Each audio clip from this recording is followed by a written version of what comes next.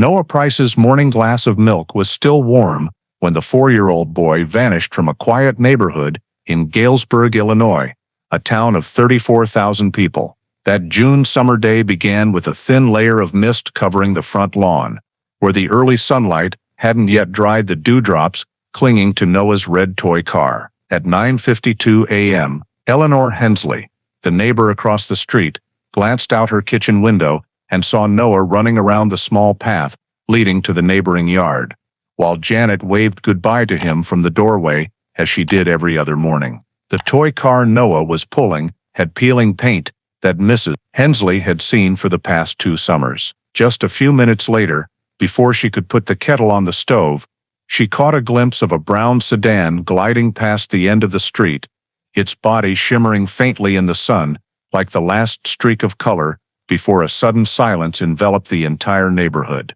What happened in the next 3 minutes would haunt Galesburg for nearly 4 decades. Before diving deeper into the story, don't forget to subscribe to the channel and hit the notification bell so you don't miss the latest cases. On an early summer morning in 1962, the town of Galesburg, Illinois, still maintained its slow and peaceful rhythm, streets shaded by elm trees, the distant sound of trains as steady as the breath of the Midwest, children playing in front yards, while adults prepared for a new workday. In the wooden house at the end of Kellogg Street, the Price family began their morning as usual.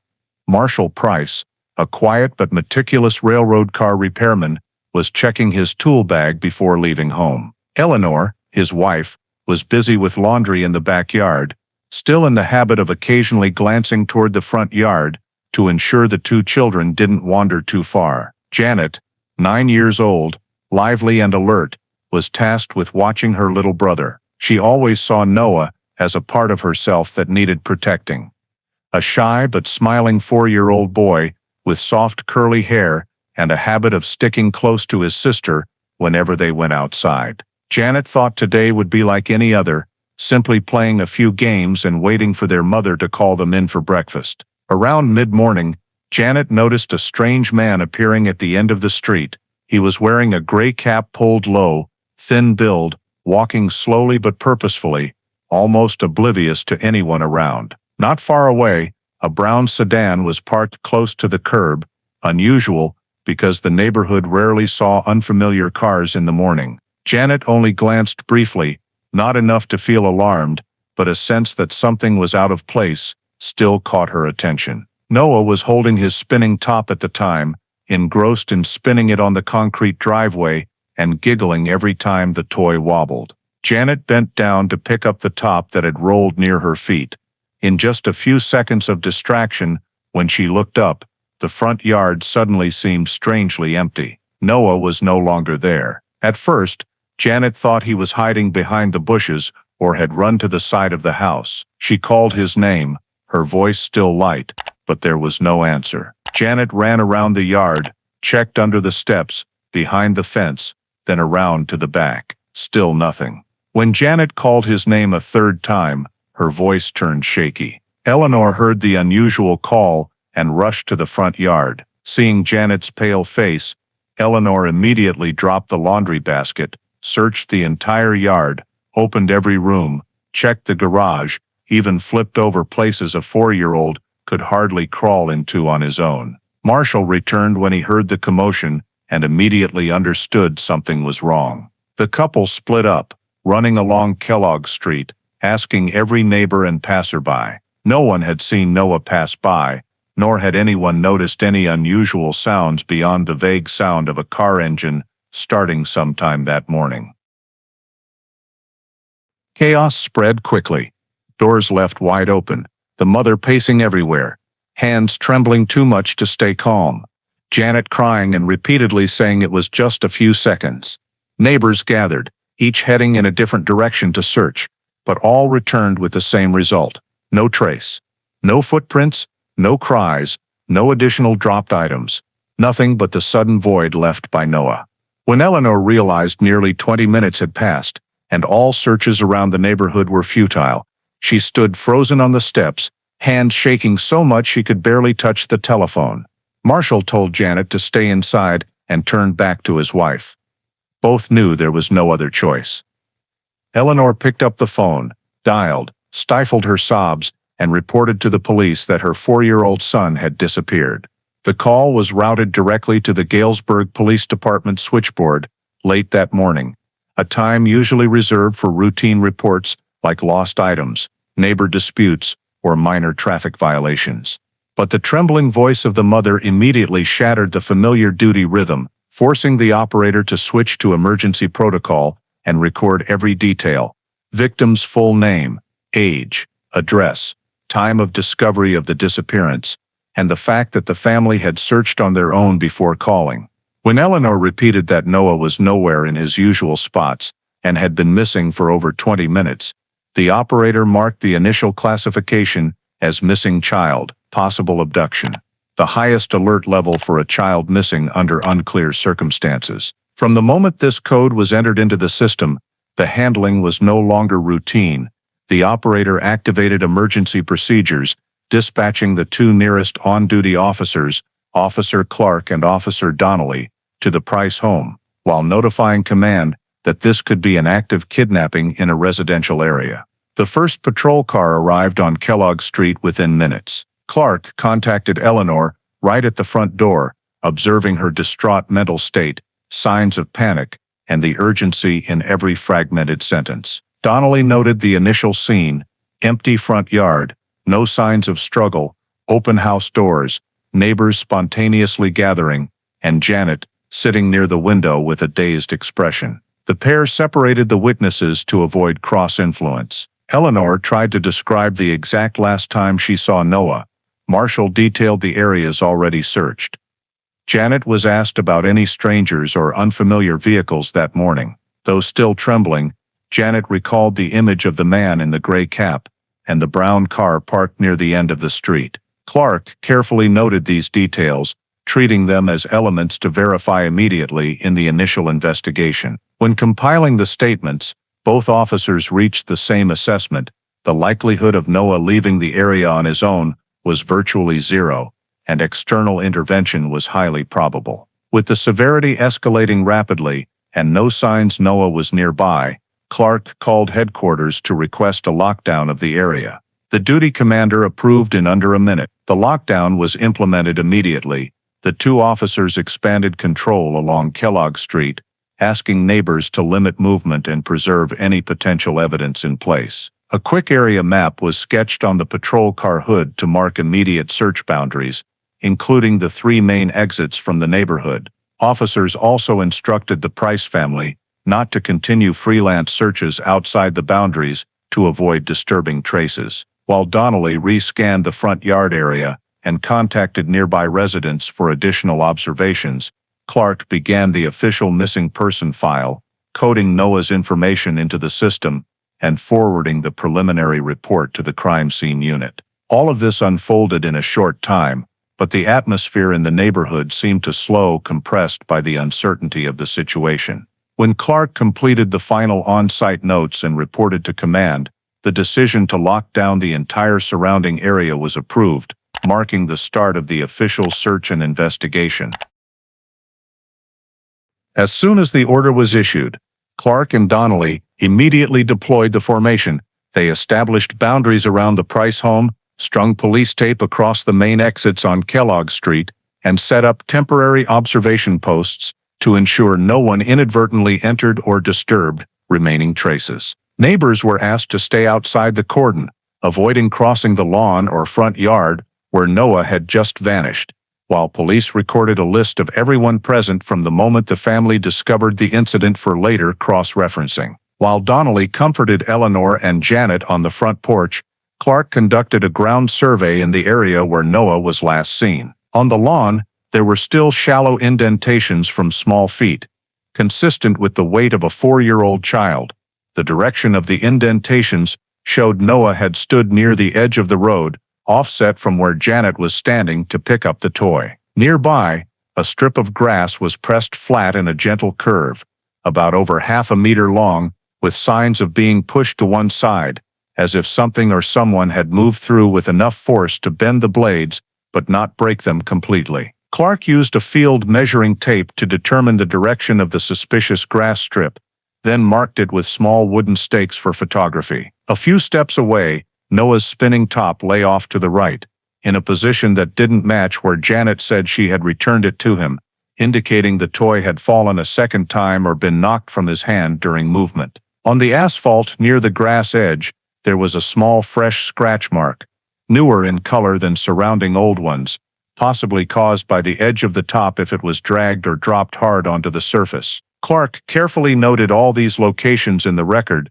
viewing them as a sequence of points marking the short path Noah might have taken before vanishing completely. After scanning the front, Clark moved to the side of the house to check for any path Noah could have run down unnoticed. The side path was narrow, flanked by an old wooden fence on one side and the house wall leading to the backyard on the other. On the ground, there were no broken grass blades, no compressed soil, and no small footprints extending in that direction. This ruled out the possibility of Noah leaving the yard on his own to circle to the back. In the backyard, Donnelly also recorded no signs Noah had been there: dry soil, fallen leaves on the steps undisturbed, no displaced objects. When the two officers compared notes, they agreed that Noah's movement, if any, was limited to the area near the road edge. Clark then expanded the check to the outer curb, where there were faint tire marks. The marks were not clear enough to identify the vehicle type, but sufficient to note that a car had stopped or moved slowly right in front of the Price home not long before Noah vanished. This matched witness statements about the sound of a car door slamming. Additionally, Clark discovered a small skid mark on the gravel beside the road edge, resembling an adult shoe, dragging slightly during quick movement. Though the print wasn't sharp enough for sampling, it reinforced the hypothesis that at least one adult had approached the area within minutes of the disappearance. As the survey reached the outer edge of the cordon, Donnelly checked spots where a child might crawl, squeeze, or hide, including under the porch, wall crevices, large bushes. All showed no disturbance from a small child. The entire collected data allowed the two officers to construct a plausible path for Noah.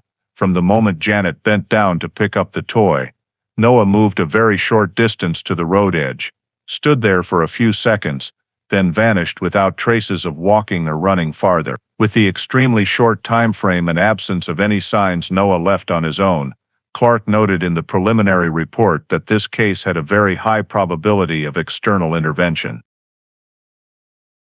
The combination of interrupted child footprints, pushed grass strip, changed toy position, and faint tire marks created an unusual movement pattern, one that, based on Clark's investigative experience, only appeared when an adult lifted a child off the ground rather than letting the child walk. With that evidence, the two officers reached a joint conclusion in the scene report: the likelihood Noah was taken from the area by a stranger was very high, and the investigation needed to focus on abduction rather than ordinary wandering. Once the nearby scene survey was complete, Clark and Donnelly moved to the next step, collecting statements from primary witnesses, those present on Kellogg Street, closest to the time Noah vanished. They started with the house across the street, home to Mrs. Hensley, the only elderly person still sitting on her porch that morning.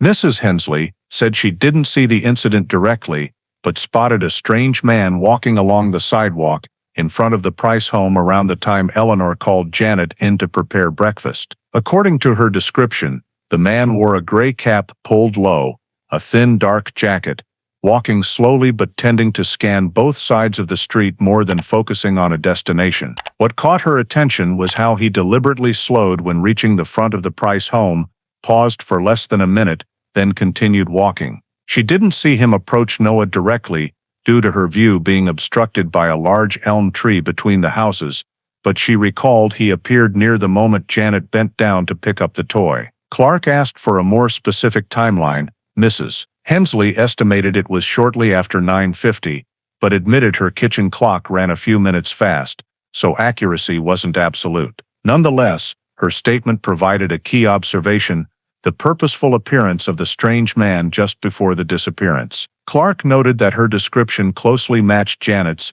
strengthening the likelihood it was the same person. Next, Donnelly went to the home of 7-year-old Tommy Garrison, whom neighbors reported was also outside at the time. Tommy said He was playing with toy trucks at the start of his driveway when he heard a loud thud like a car door slamming. What drew his attention wasn't the sound itself, but that it happened just seconds after he glanced over and saw Noah standing near the road edge with someone a few steps away. Tommy couldn't confirm if the person was a man or woman, as he only saw from the corner of his eye while focused on his game. But crucially, the timing of the car door sound, according to Tommy's mother, the boy had only been playing outside for a specific period, starting at 9:45 and called in at 10 o'clock to help carry books to the car. Thus, the car door sound Tommy heard could only have occurred between 9:48 and 9:58. This time frame overlapped with Janet's distraction while picking up the toy and was the final window in which Noah could have been taken to a vehicle. Donnelly recorded the full statement, confirming this as the most reliable timing data available. Finally, Clark approached the area mailman, Mr. Malden, who had passed through Kellogg Street on his morning delivery route.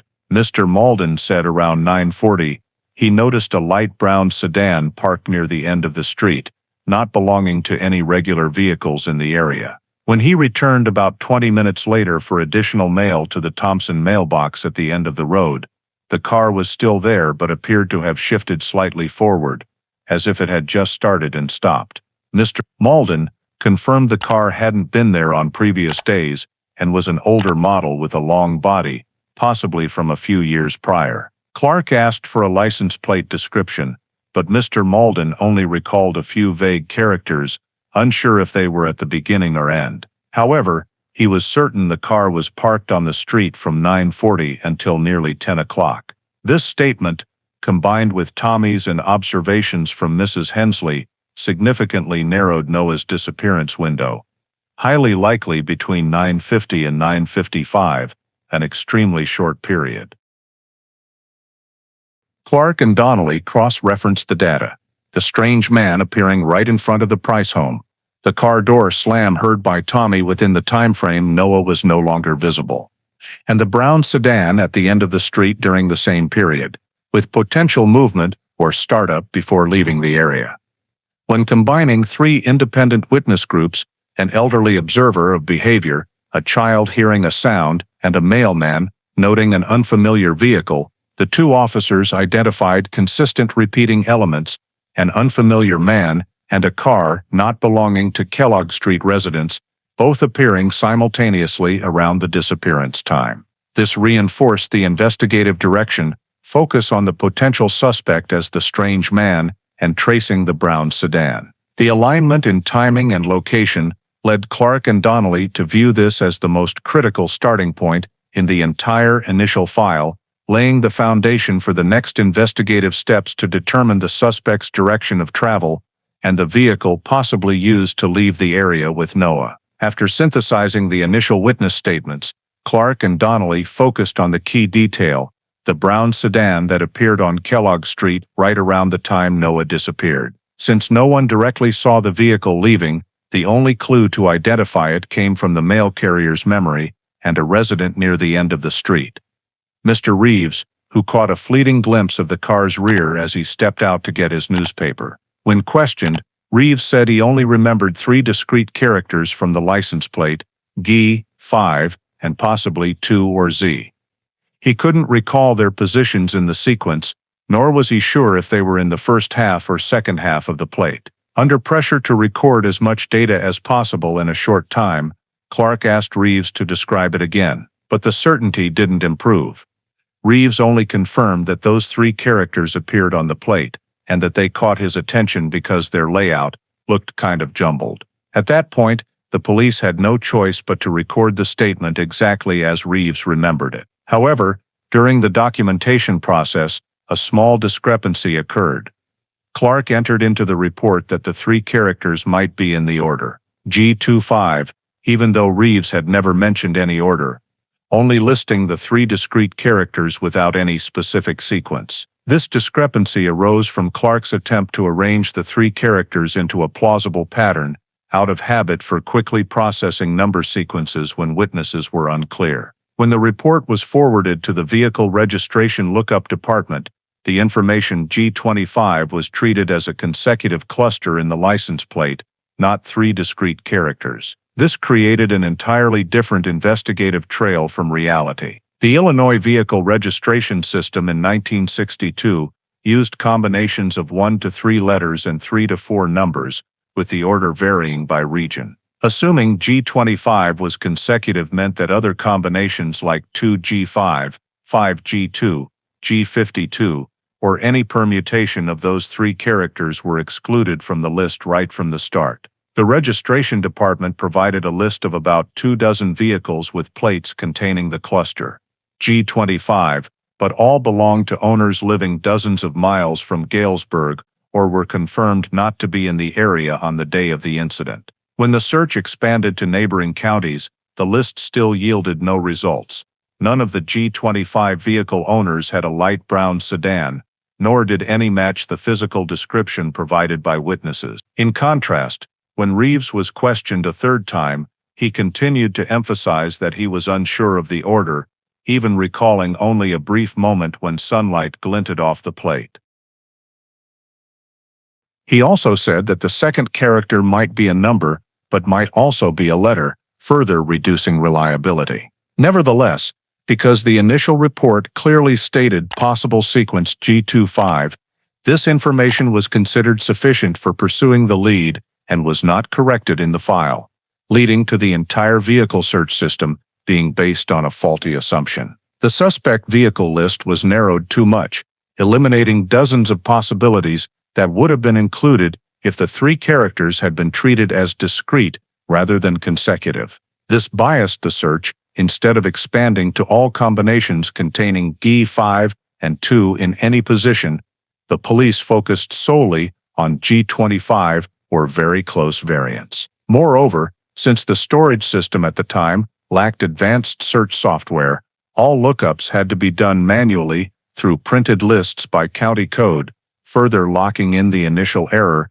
as a mandatory criterion. Meanwhile, Clark and Donnelly, following 1960s procedural habits, prioritized visual cross-checking whether the G25 owners matched the description of the strange man. When all of them were verified to have alibis, the license plate clue was deemed insufficient for investigation. But the problem wasn't in its initial value, but in the data being misinterpreted right from the entry stage. As a result, the entire investigation direction around the sedan was bent away from reality, and in the following days, all efforts to check vehicles in the surrounding area were compared against a character sequence the witness had never confirmed. Though the error seemed minor, it limited the suspect vehicle list to an overly narrow scope and caused the police to prematurely dismiss vehicles that should have been considered. This inadvertently meant the actual sedan, if its plate did not contain G25, never appeared in the search scope, creating a significant gap right from the early stage of the investigation. Right after completing the initial witness interviews and checking the license plate leads, Clark and Donnelly moved to the next critical step in what they called the golden hour, the short period after a child goes missing when the chances of finding the victim nearby are still high. They divided the area around the Price home into 3 search circles, the inner circle including the front yard, backyard, and the 2 adjacent houses, the middle circle including the 3 houses across the street and the row at the end of the block, and the outer circle including sheds, unused garages, and narrow alleys leading to the main road.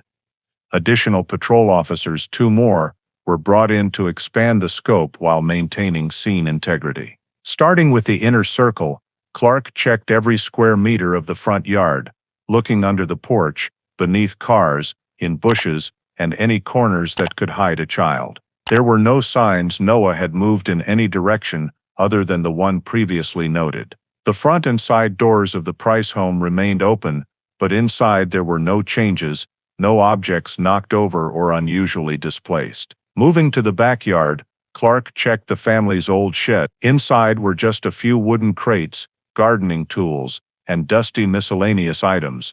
No fresh marks on the dirt floor, no child or adult footprints. Donnelly simultaneously searched the 2 adjacent houses. At the Larson home, the front yard was empty, windows closed, no signs of anyone entering or leaving that morning. At the Carter home, The garage was slightly ajar, but contained only the family car, with tires showing no fresh dust and no grass clippings, indicating no movement during the disappearance window. Donnelly continued checking bins in the side areas of the Carter home, but found nothing related to Noah's movements. In the middle circle, Clark re-questioned the 3 households across the street, but no one saw a child passing by or heard any unusual sounds beyond normal activity. Clark checked around lawns, curbs, and drainage grates along both sides of the street, but the grass was undisturbed, with no signs of a child running or falling.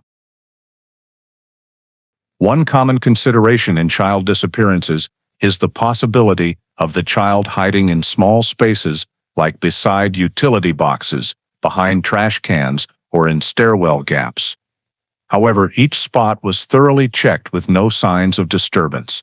At the end of the street, a brick shed rarely used by locals was checked most carefully, as child disappearances often involve enclosed, hidden spaces.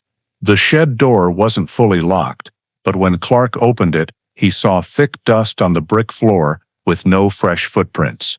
The air inside was damp and musty, indicating the door wasn't opened often. No items had been recently moved.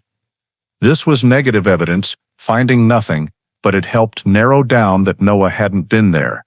The next search areas were 2 narrow alleys connecting Kellogg Street to the main road. These alleys were wide enough for pedestrians, but too narrow for cars, so if Noah had walked, footprints or scuff marks on the ground would be noticeable. Clark and Donnelly searched the full length of the alleys, checking mud, dry leaves, but the dirt was undisturbed, with no signs of a child passing. Near the eastern alley exit, they found 2 faint tire tracks, but they showed characteristics of older passenger cars. However, these tracks weren't fully in the alley, but at the exact junction with the main road, reinforcing the possibility that the brown sedan had stopped very briefly before leaving. After nearly an hour, searching all inner, middle, and outer circles, the results aligned on one conclusion: no signs Noah had left the area on foot. Clark noted in his report that if Noah had walked or run even a few meters, there would be footprints or bent grass, but there were no continuous traces. All possible hiding spots had been checked and ruled out. The lack of new physical evidence also eliminated the possibility of Noah being injured or falling within the home and adjacent street. Summarizing all observations, Clark reached a preliminary conclusion: if Noah left the area without leaving any ground traces, the highest likelihood was that he had been lifted off the ground by an adult and then placed in a vehicle. This matched the statements about a car door sound and the brown sedan's appearance. Donnelly agreed and added to the report that the priority investigation direction now was pursuing the vehicle and its driver, as all golden hour scene data pointed to the suspect leaving by car rather than remaining in the Kellogg Street area. After completing the searches in the immediate and surrounding areas around the Price home without new physical evidence, Clark and Donnelly expanded the search radius to about 1 mile, covering the entire residential area west of Kellogg Street, connecting roads to the main routes, the Northern Railroad area, and open land leading to the town edge. They divided the area into 4 directions to identify likely escape routes the suspect might have used if leaving by vehicle: north toward the railroad and material yards, south to the main avenue connecting to downtown Galesburg, east toward sparse smaller homes, and west to low-traffic suburban roads. Based on the mail carrier's description that the brown sedan was parked near the end of the street and seemed to move slightly, Clark believed the most logical departure was via the eastern alley, where it could turn onto the main road without drawing much attention. However, to avoid missing anything, they fully deployed searches in all 4 directions. The northern direction was assigned to the 2 support officers who walked along the dirt road parallel to the railroad tracks. This area had many bushes, old wooden crates, and scattered construction materials near storage yards. If the suspect walked a distance, then got into a vehicle or switched, traces might remain. Yet, after over 30 minutes of searching, They found no fresh tire marks, no shoe prints, or discarded items. The packed dirt near the tracks showed no new deep impressions, indicating no vehicle had left the area around the incident time. The southern direction led to the busiest avenue. There, Clark and Donnelly coordinated checks of 2 small parking lots, a gas station, and a row of shops. They asked gas station staff if they saw a brown sedan pass between 9:45 and 10 o'clock, but no one remembered clearly due to heavy traffic. However, one employee recalled hearing an unusually loud engine around nearly 10 o'clock, like an older car accelerating hard onto the main road, but couldn't confirm if it was the brown sedan. Clark noted this as a possibility, but insufficient for conclusion. The eastern direction was mostly small homes with little traffic. Narrow roads and long curb grass made strange tire tracks noticeable. Half a mile in, the search team found some tire marks on soft dirt near an empty house, but close inspection showed they were old, with dry, cracked edges not matching that morning. No signs the brown sedan had passed. The western direction was the widest and least traveled, with gravel roads flanked by small fields and isolated sheds. If the suspect wanted to avoid attention, this was optimal. The team used a grid map to check segments. After over 20 minutes, they found an unusually disturbed gravel section about 0.8 miles from the Price home. On the gravel were 2 shallow parallel ruts, not deep but showing signs of a vehicle stopping or turning. Compared to surrounding older marks, Clark determined these were fresher, with different compression and gravel pushed aside in the direction of movement. Though unable to confirm it was the brown sedan, the location fit a logical escape route. The suspect could leave Kellogg Street, go straight on a side road, stop to turn or adjust direction, then merge onto the suburban route away from the center. What caught Clark's attention most was the similarity in track width to the faint marks at the eastern alley exit. Measurements roughly matched older long-body passenger cars. Another key discovery was in the alley connecting Kellogg Street to the main road. Returning to re-examine the spot Clark had marked earlier, they used measuring tape for precise depth and length of the 2 faint tracks. Though too faint for model identification, Clark noted the even parallel lines, indicating the vehicle stopped or turned very briefly. On the packed gravel at the road edge, there was a slight swirl in the dirt, suggesting the driver accelerated suddenly to leave.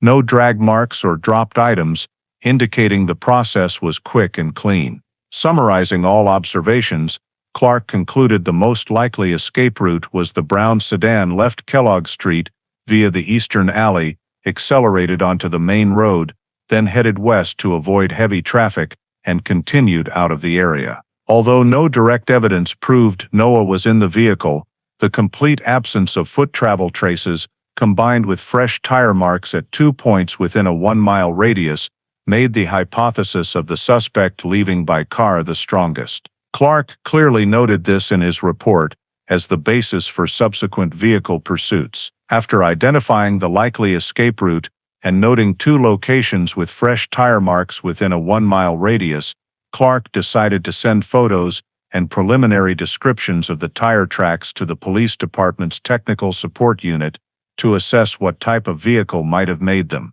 Since Galesburg lacked a specialized forensics unit, they relied on a neighboring county's mechanics expert, Mr. Halpern, who had years of experience analyzing tire marks in auto thefts and traffic accidents. Reviewing the photos Clark sent of tracks at the eastern alley exit and the western suburban stop, Halpern noted striking similarities: track width, spacing, gravel compression, and dirt displacement all fell within characteristics of late 1950s or early 1960s long-body passenger cars.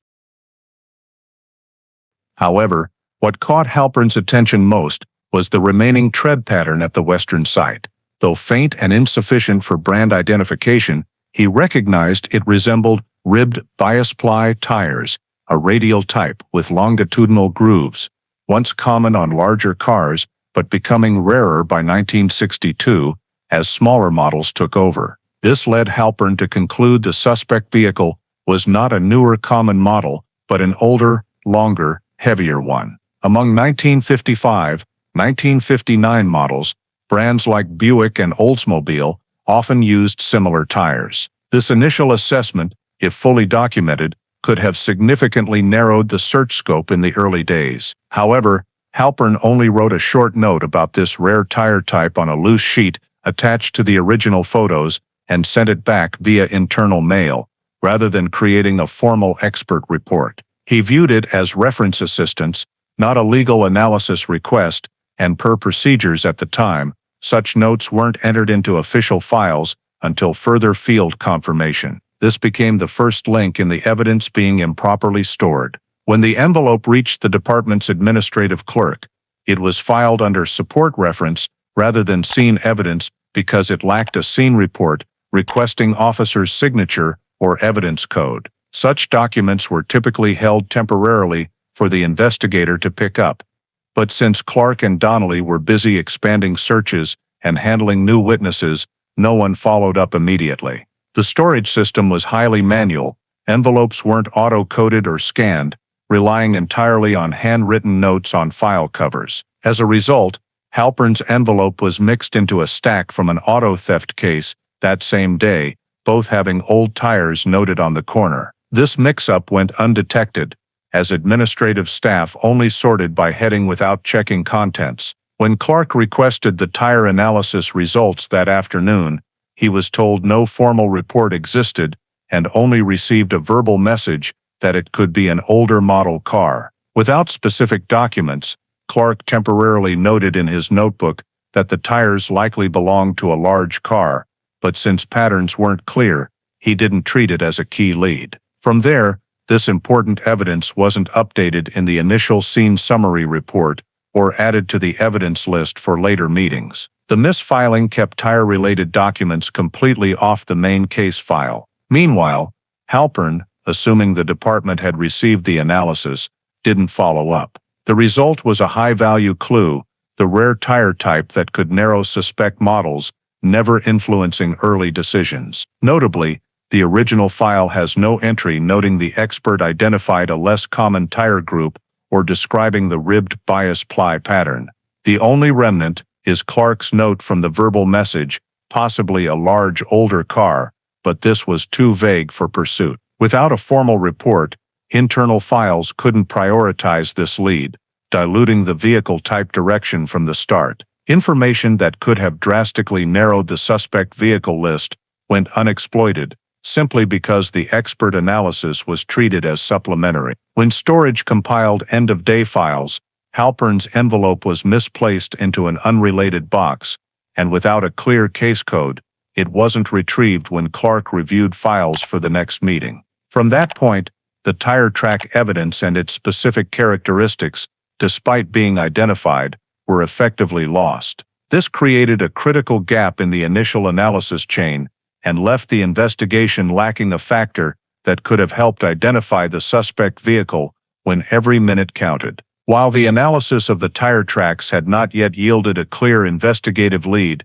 due to discrepancies in document processing, Clark and Donnelly shifted their focus to the second equally important clue, the description of the strange man's appearance that Janet and Mrs. Hensley had seen on the morning Noah disappeared. Since Janet was the direct and closest observer, her testimony became the crucial foundation for creating a composite sketch. To ensure greater accuracy, Clark arranged a controlled interview session exclusively for Janet, separated from the stressful home environment to avoid psychological influence.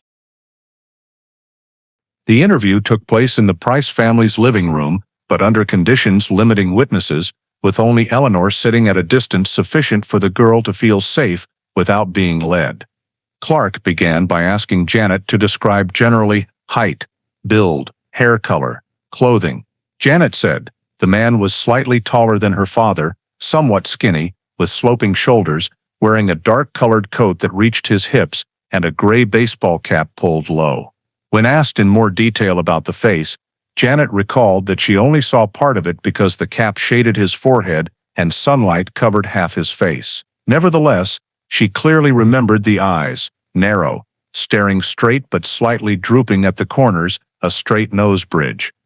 A small but pointed chin area, an elongated facial structure. These details created a type of face that Clark described as distinctively vertical, more identifiable than vague descriptions of height or clothing. To assist the sketching process, Clark provided a kit of sample facial features such as eyes, noses, mouths, chins, head shapes, and hairstyles. Janet was asked to select the samples closest to her memory.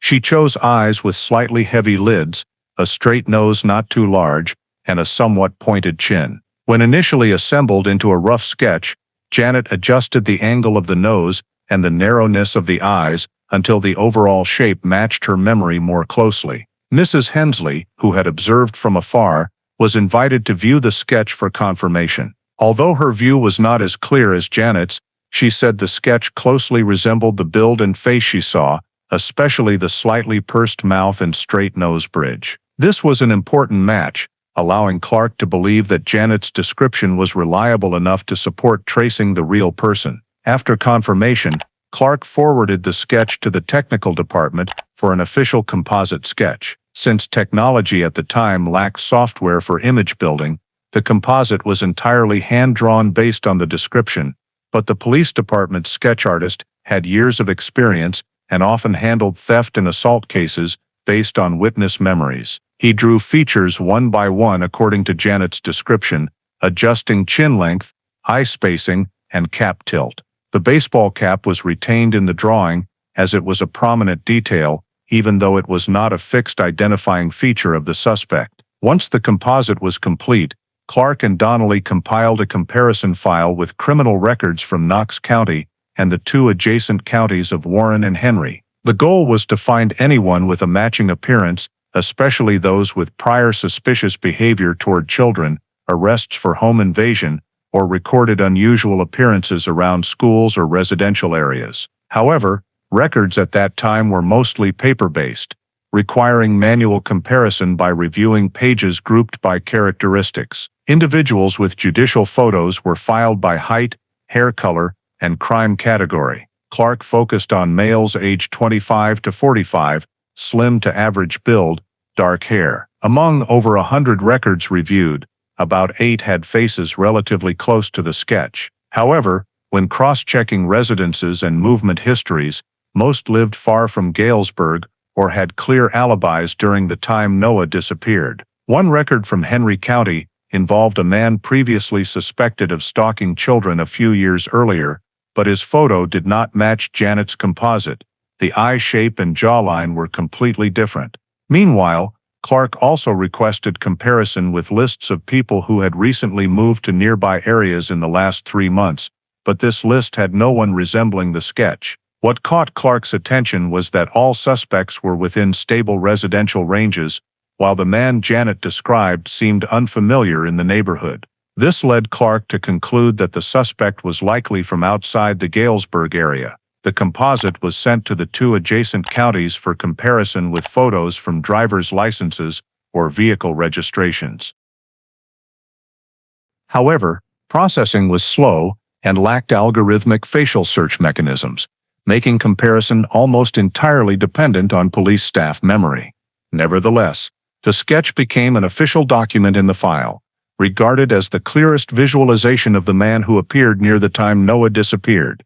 Though identity could not yet be determined, creating the composite sketch helped Clark and Donnelly narrow the suspect image to a specific face, providing a basis for following community reports and comparing with individuals showing unusual movement in the area on the day of the incident. The release of the composite sketch to units within the county and parts of nearby communities quickly generated a wave of tips from the public. Within just 2 days of releasing the suspect image, the Galesburg Police Department's tip line received over 30 calls and messages reporting sightings of someone resembling the sketch at various locations in the town and surrounding areas. Clark and Donnelly had to spend most of their time filtering, categorizing, and verifying each report to determine if any mentioned individuals truly matched the features Janet described. Many initial tips seemed noteworthy, but proved unsuitable after checking. A woman in southern Galesburg reported seeing a man wearing a cap like in the sketch passing by a grocery store in the afternoon of the same day. Noah disappeared, but when Clark investigated, she only vaguely remembered height and clothing, while the face was far different from the composite.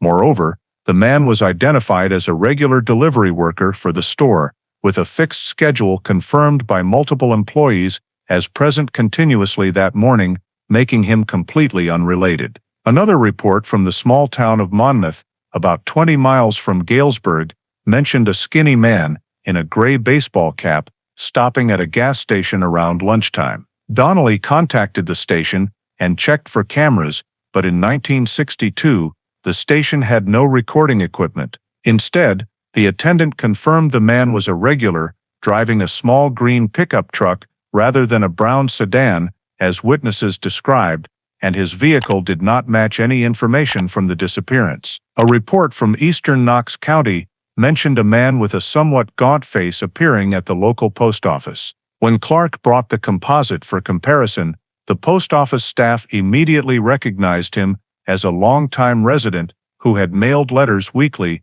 for over 10 years. The confusion arose because he wore a baseball cap that day, creating a resemblance to the suspect in the sketch. In Galesburg, a taxi driver reported picking up a mysterious passenger who avoided conversation, but when Donnelly traced and questioned him, the passenger was a student from Peoria, visiting relatives, with a schedule confirmed by multiple witnesses and no overlap with the time Noah disappeared. Among dozens of reports, only 3 cases qualified for deeper investigation due to similarity with the composite or detailed descriptions from tipsters. The first involved a man seen walking at a flea market on the west side of the city. The tipster believed the build and face closely matched the sketch, but by the time Clark arrived, the man had left. After verifying with vendors, Clark learned the man was just a shopper living nearby. At the registered address, they met him and compared directly to the composite appearance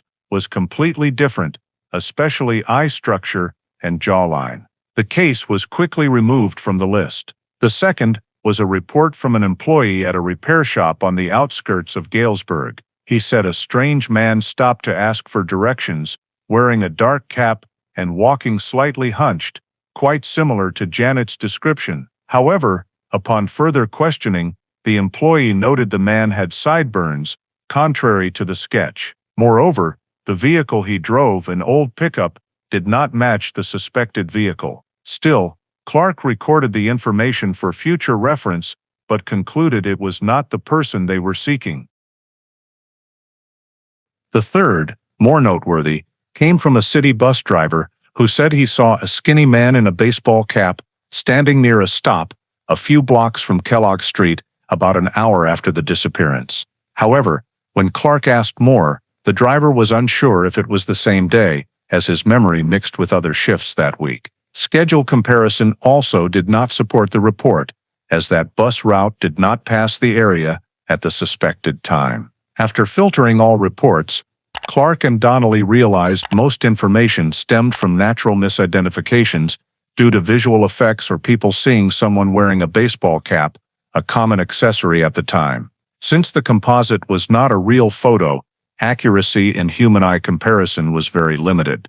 Though the high volume of tips showed community concern for the case, investigatively, they created much noise, requiring the team to manually eliminate cases one by one. By the end of the day, both officers agreed that none of the dozens of tips received truly created a breakthrough. No one mentioned matched all 3 factors: appearance per the composite, appearance near the disappearance time, and potential link to the brown sedan. Unrelated information was removed from priority lists, retained only as reference data for future comparison if needed. The filtering helped narrow the suspect range, but also showed that early facial description-based pursuit did not yield clear progress. After filtering numerous community reports without finding clear leads, Clark and Donnelly shifted to checking individuals who appeared in the Kellogg Street area on the morning Noah disappeared. Starting with the peddler mentioned in 3 different statements. This man, as described by residents, regularly rode a bicycle through nearby neighborhoods selling small repair tools like screws, pliers, utility knives, and some household items. On the morning of the disappearance, several residents said they saw him pass through Kellogg Street but could not recall the exact time. Since he was not a fixed resident in the area and moved extensively during the day, Clark considered him a suspect to check first, though no direct signs linked him to Noah's disappearance. Clark took statements from Mrs. Hensley and 2 households at the end of the street to determine the peddler's appearance time. Mrs. Hensley said she heard the familiar bell on his bicycle around 9:20 or 9:25, but was unsure as she did not look out immediately. The Thompson household said they saw him stop in front around 9:15 to sell some small items. Thus, the most reasonable time frame for him on Kellogg Street was between 9:15 and 9:25, 20 to 30 minutes before Noah disappeared. However, Janet's statement about the time she saw the strange man near the Price home placed that appearance after 9:50. This created a large time gap between events, but Clark still wanted to verify if the peddler returned to the area after 9:50. Donnelly traced his usual route based on resident information and his stops in nearby areas. They learned the man was named Leonard Briggs, about 50 years old, living alone on the northern edge of town, in a small house near the railroad tracks. Briggs habitually started around 8 a.m., past eastern areas at 9, headed south near 10, then to the center by late morning. Clark and Donnelly located Briggs at home. He was cooperative when questioned, explaining that on that day he left at 8:05, followed his usual route, stopped about 10 minutes on Lincoln Street, then to the Thompson area, along 2 streets before turning to a small market near the avenue. When Clark asked if he passed Kellogg Street after 9:45, Briggs firmly said no, as he had left the area around 9:25 to reach the supply store before their morning delivery. To verify, Clark checked Briggs' statement at Simmons' supply store, where he said he stopped. The staff confirmed Briggs was there just before 10, recalling him asking about new pliers and recording the sale at 9:58. This proved Briggs could not be on Kellogg Street at Noah's disappearance time, as the distance from the Thompson home to Simmons took at least 10 minutes by bicycle if riding straight without stops. Comparing this to Tommy's statement about a car door sound near 9:55, Clark determined Briggs could not be involved, as he used no automobile and owned no vehicle that could produce such a sound. Donnelly further checked Briggs' appearance to fully rule out him as the man Janet saw. Unlike the composite, Briggs had a round face, large eyes with thick eyebrows, broad shoulders, slightly stooped from an old injury, far from the skinny build, pointed chin, and narrow eyes Janet described.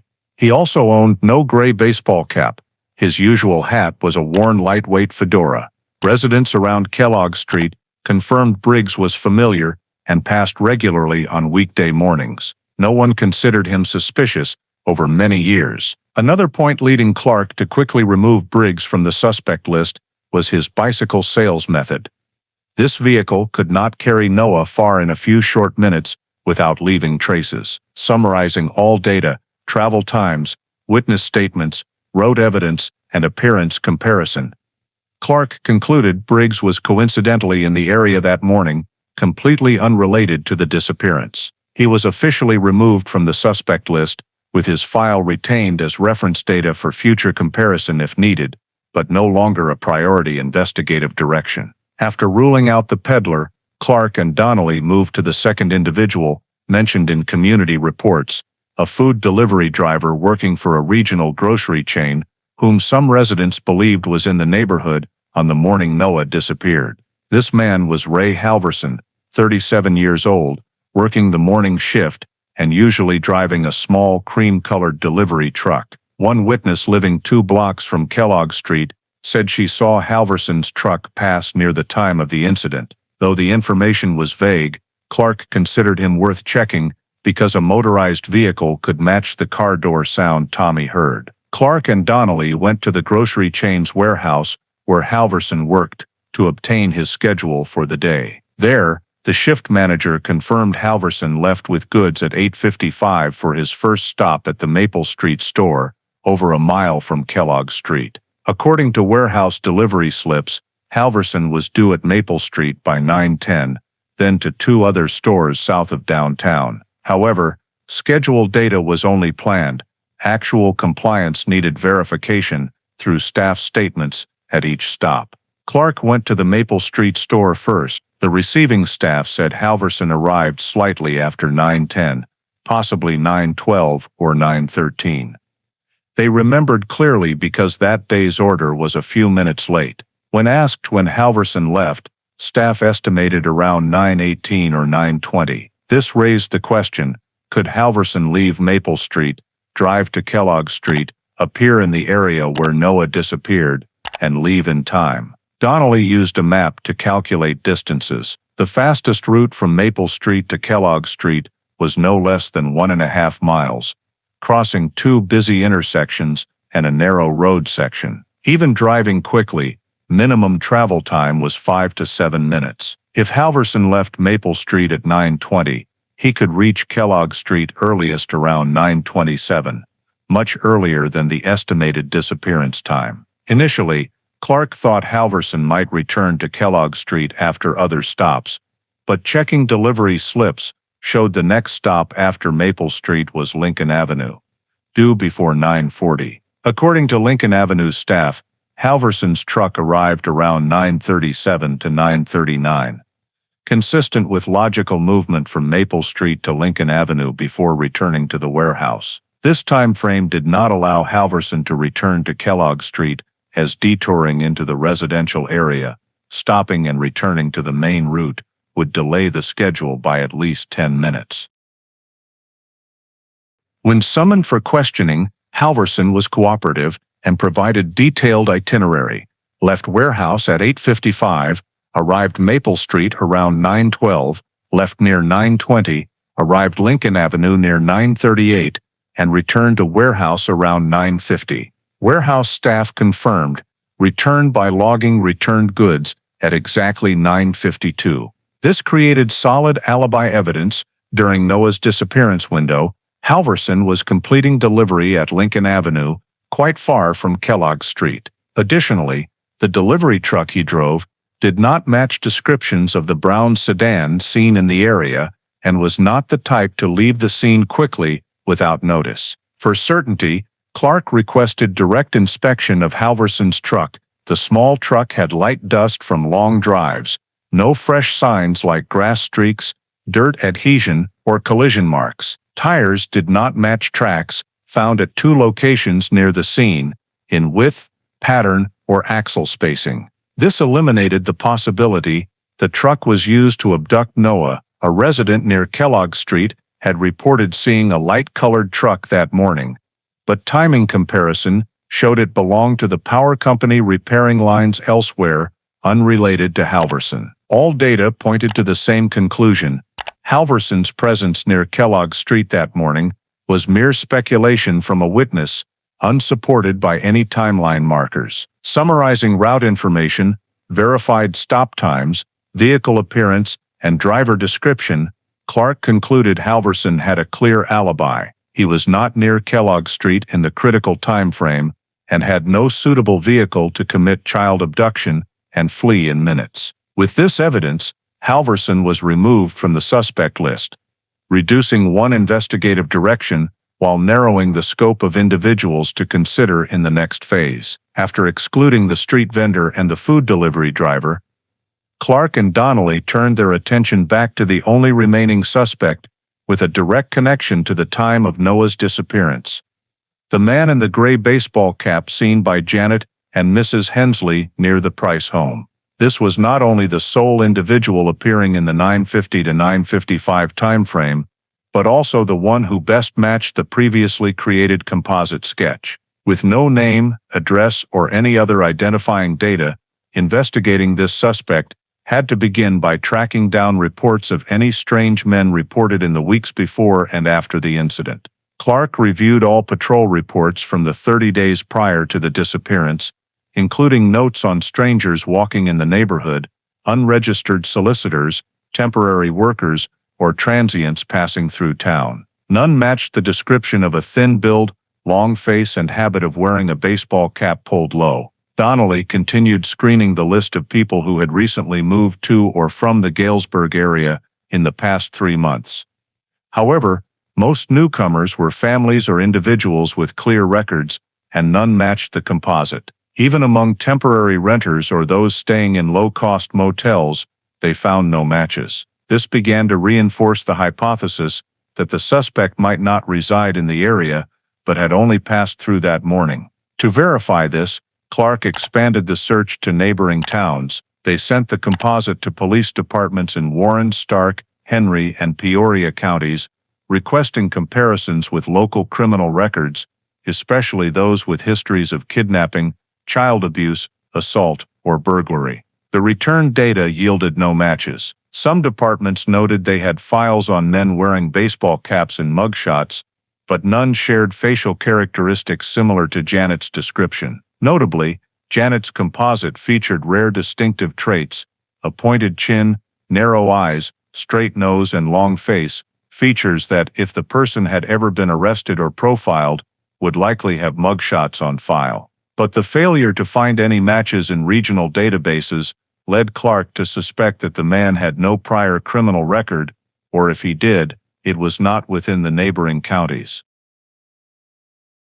To cover the possibility that he was just a tourist or passerby, Clark also reviewed guest lists from motels and inns near the Galesburg train station on that day. Some guests had provided incomplete information, but upon checking descriptions and origins, none matched the composite. Donnelly also visited the train station to question shift workers about any unusual passengers that morning, but most trains passing through Galesburg that morning were on main lines, and no passengers stood out. The lack of information led the two officers to realize a bigger issue. The suspect showed no signs of being a Galesburg resident. This gave rise to a key hypothesis: he may have entered the area for only a very short time, committed the act, and left before anyone could clearly remember his face or vehicle. Additionally, Janet's description of the suspect's gaze scanning the surroundings suggested purposeful observation, not someone casually passing by. When Clark asked Janet again if she had ever seen the man before, her answer was never. Long-term residents in the neighborhood also confirmed they did not recognize the face or build. This strengthened the hypothesis that the suspect was from outside the area and unfamiliar to residents on Kellogg Street. In an effort to expand the investigation, Donnelly checked lists of temporary workers, construction workers, road repair crews, and day laborers on projects around town, as these groups often moved between areas and could appear randomly in neighborhoods. However, when comparing the composite description to employee photos, no one matched the appearance. Moreover, there were no major construction projects within a 1-mile radius of Kellogg Street at that time, ruling out the possibility that the suspect was a worker in the area. Another angle considered was that the suspect might have entered town via the highway and turned into the neighborhood instinctively or by plan. The road from the western suburbs to Kellogg Street was relatively quiet and allowed vehicles to move without drawing attention. This was also the direction Clark had identified as a logical escape route in the earlier tire track review. If the suspect took this route, he could approach Kellogg Street, observe, and act within a few short minutes, then return to the main road and leave town in under 10 minutes. The absence of any witnesses seeing the sedan return or moving around the area after the disappearance further supported that the suspect may have had no reason to linger in Galesburg. Another point tilting Clark toward the out-of-area suspect hypothesis was Janet's description of the man's clothing and demeanor: a dark jacket worn on a not-too-hot summer morning, a baseball cap nearly covering his forehead, and walking toward the end of the street, rather than into areas where residents commonly interacted. His behavior of avoiding eye contact and not reacting to children's noises were signs typical of someone who did not want to be identified or remembered. With no identity data, no accurate license plate, and no witnesses who knew where the man lived, Clark and Donnelly gradually formed the conclusion that they were dealing with a suspect who had no local record, was not part of the Galesburg community and likely left the area immediately after the act. This made tracing his identity far more difficult than the previous two suspects, who had clear records and specific schedules. When compiling all the information from witnesses, the composite, escape routes, and the absence of any local matches, Clark noted in the report a key assessment: the man in the baseball cap was most likely from outside the area, appeared on Kellogg Street for a very short time, left no signs of residing or living in the town, and had probably left Galesburg before police could identify him. After many days focusing all resources on the three suspect directions and examining possible escape routes, Clark and Donnelly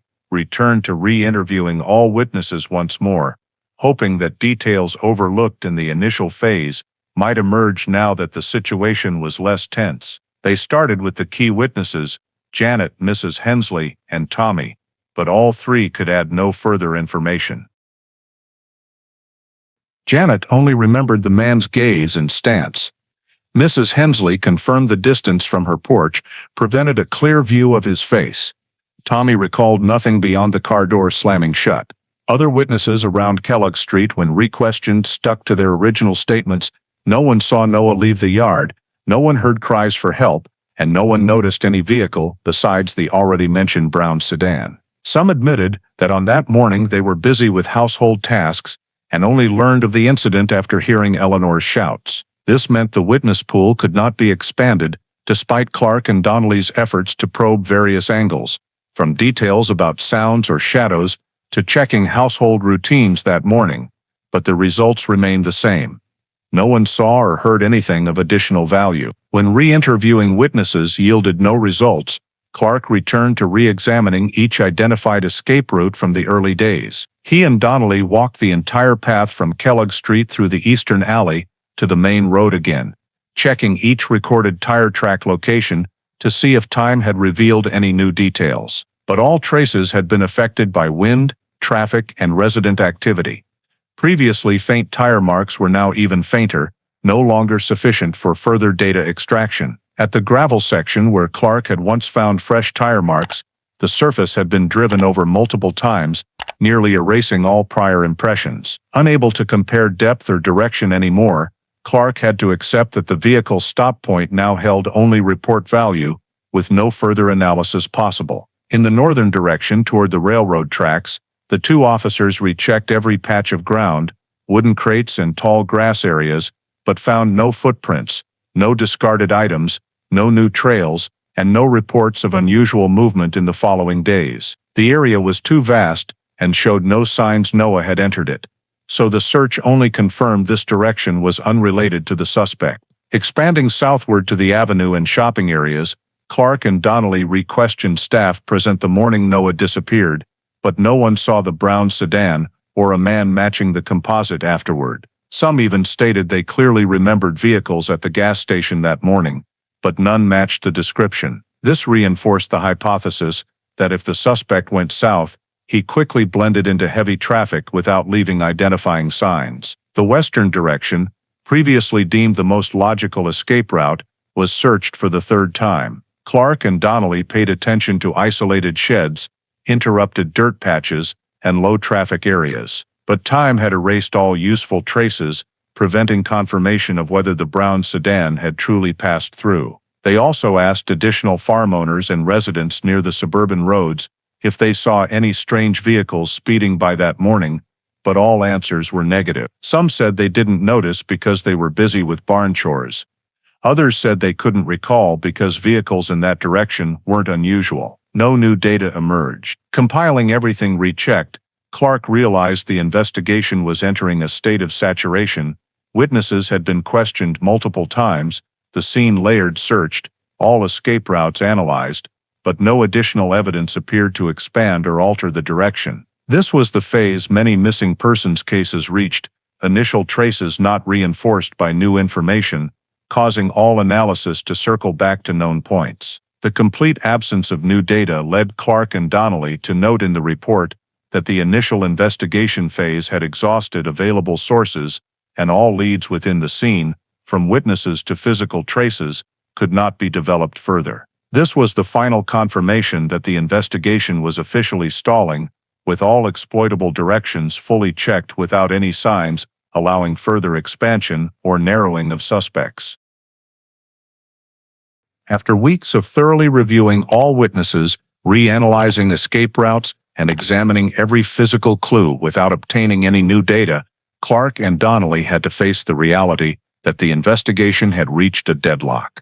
When the summary report was sent to headquarters, the chief assessed that all reasonable resources in the initial phase had been utilized, but findings were insufficient to continue active investigation. Thus, during the monthly review meeting, the case was officially shifted to passive monitoring status, an intermediate step before classification as a cold case. But after a few more weeks with no additional leads emerging, the decision was made: the Noah Price file would be closed as a cold case per Galesburg Police Department procedure. Case number C62-147 was assigned, indicating the 147th case of the year, while full oversight responsibility was transferred to the Unsolved Cases Unit, where unresolved cases no longer under active investigation were stored, awaiting new community tips or federal agency input. As the file was moved to storage, the biggest issue immediately surfaced: the initial phase documents were too scattered and lacked uniform standards. Scene reports, witness statements, tire track photos, composite sketch reports, and many handwritten temporary notes from Clark and Donnelly's time-sensitive efforts were not consolidated into a single complete file. Some papers were clipped to the main folder, others in separate envelopes, and some even misplaced in subsections due to unclear identifiers. Errors in initial processing, particularly the lost tire track analysis and inaccurate license plate report, made the file more fragmented, lacking logical sequence for new reviewers to follow events chronologically. The storage center lacked an evidence coding system like larger departments, so small but important items, like flattened grass marks or displaced toy positions, existed only as photos and verbal notes, rather than separately coded. For 1960s child disappearance cases, this was not uncommon, but for Clark and Donnelly, the case moving to cold case too soon was deeply disappointing. While most cold cases went straight to storage and were only revisited upon new public reports, Clark did not want Noah's disappearance to fade into oblivion. He believed the file still had untapped gaps, especially regarding the man in the baseball cap and the brown sedan. Though without specific information, Clark felt something had not been handled properly in the early phase. Thus, before submitting the file to main storage, he personally copied all duplicatable documents: the composite photo, Janet's statement, disappearance timeline notes, witness reports, and even his own incomplete handwritten notes. He organized them into a separate personal file coded his own way, not under the department's cold case number. In it, Clark rebuilt an independent timeline,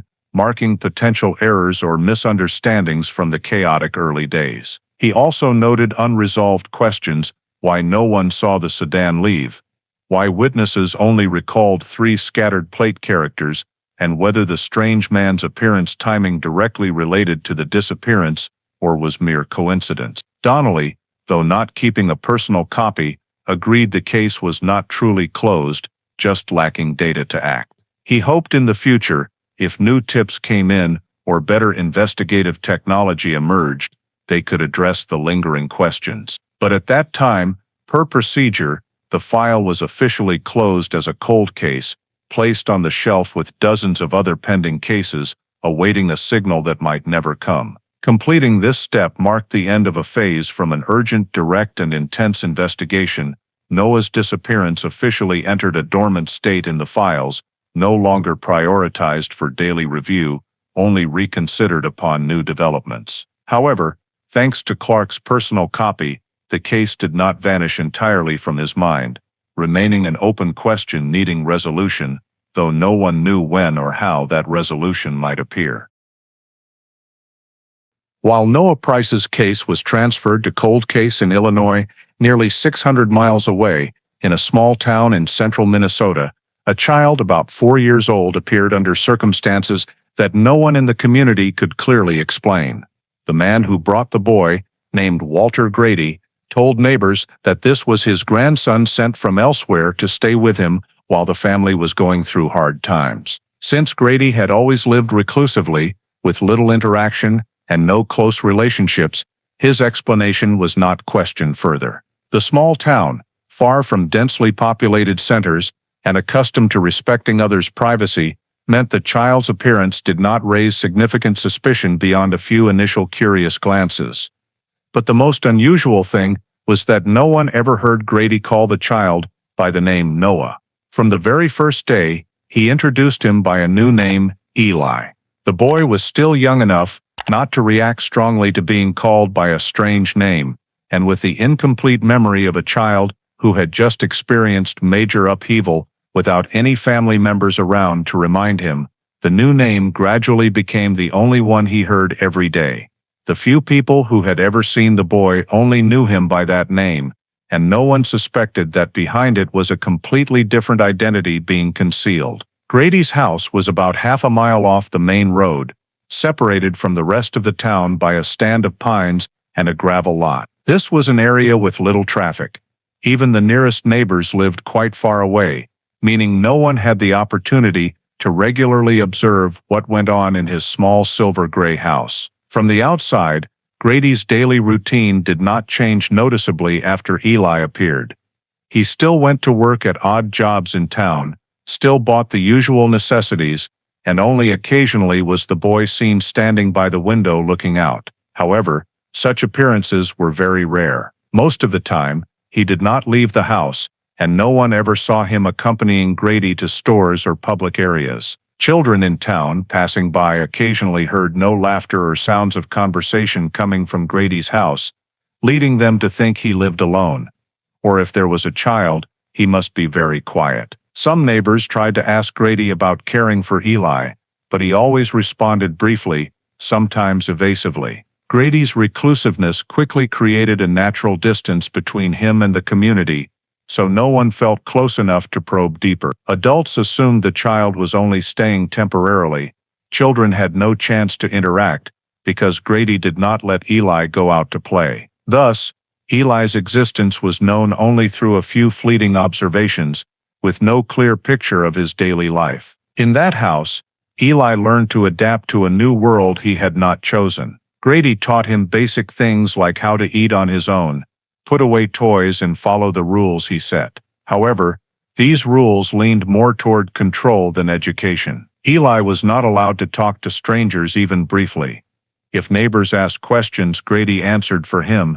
If a child approached the yard, he immediately drew the curtains. The boy was only allowed to play in limited spaces: the small bedroom, the kitchen corner, and the floor area in front of the window where Grady could directly supervise. Additionally, Grady taught Eli to be quiet when hearing a strange vehicle, sit still when signaled, and never ask about the past. These instructions were initially given in a gentle tone, but as Eli grew a bit older and started asking questions, Grady's tone became stern, even intimidating. The boy understood that certain topics were absolutely forbidden if he wanted to avoid making Grady angry. This caused Eli to quickly develop a reflex of silence about the vague memories in his mind, making them fade faster and become fragmented.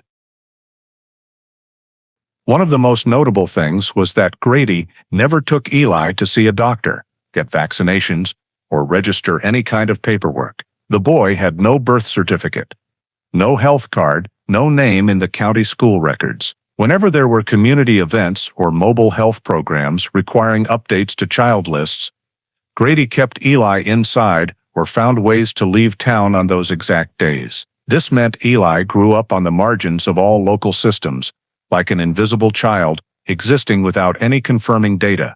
The lack of paperwork not only avoided attention, but also made tracing Eli's true identity nearly impossible for any agency unaware of his existence. For a 4-year-old child, the ability to resist or seek help was virtually zero, especially when raised in isolation and conditioned to believe the outside world was full of dangers. In the early years, Grady rarely left Eli alone, and when he needed to work or go out, he locked the doors carefully, instructing Eli not to open them no matter what sounds he heard. The boy, in that absolute solitude, had no choice but to comply. This psychological factor became the foundation of the long-term abduction model that Grady maintained, creating an environment where the child over time no longer felt entitled to decide where he belonged. In this way, without frequent use of violence, Grady kept Eli under control through emotional dependence and limited experiences. Everything Eli had, food, clothes, a caregiver, rare praise, all came from Grady, making the boy easily believe he was the only one he could rely on. This was a common psychological structure in prolonged child abductions, but was not yet recognized in investigations at the time. Isolating him from the community not only prevented discovery, but also eliminated the ability to form social relationships, leaving Eli with no points of comparison to realize his life was unusual. For a child growing up entirely within the frame of reference Grady created, adhering to those limits became normal. When Eli grew older, around 6 or 7, he began noticing that children his age usually went to school, but since he had no direct contact, his awareness came only from snippets heard on the radio or distant children's laughter. Every time Eli asked about school, Grady always replied that kids like you don't need to go to those places, or that's not our concern. These responses, repeated over years, formed in Eli a distorted belief that his life was a separate form of existence that didn't need to resemble anyone else's. This inadvertently ensured he never thought about leaving or seeking anything beyond what Grady allowed. This prolonged control was also maintained by Grady limiting the information Eli could access. There were no children's books, no comics, no photos in the house. The radio was the only medium bringing news from outside, but Grady always controlled when it was on and which channel. Children's programs or community news were quickly turned off. Instead, he played music or agricultural programs that Eli couldn't fully understand, thereby minimizing opportunities for him to hear anything that might trigger his true identity. Notably, for many years, no one in town suspected Eli might be the victim of an abduction from another state. There were no reports of a strange child, no requests for verification, and since Grady kept him out of public view, no one had the chance to ask questions. The small town with its slow pace of life viewed Eli's presence as a mild oddity, but not suspicious. All this allowed Grady's long-term abduction model to operate smoothly, undetected without external intervention, and the child gradually losing all memories that could lead him back to his previous life. Over time, Eli became part of Grady's house in a way he couldn't recognize as wrong. From the outside world's perspective, he did not exist, but in that silver-gray house, he existed as Grady dictated, bound by tight control he was too young to understand or resist. Although Grady kept Eli almost completely isolated from the community, over time, unusual signs around the silver-gray house still caught the eyes of some neighbors living a few hundred meters away. The first to notice was Mrs. Clint, an elderly woman who often walked along the dirt road past Grady's house for morning exercise. A few months after Eli appeared, she glimpsed the shadow of a child standing close to the window frame, eyes looking out so briefly that she wasn't sure if it was real or just a reflection.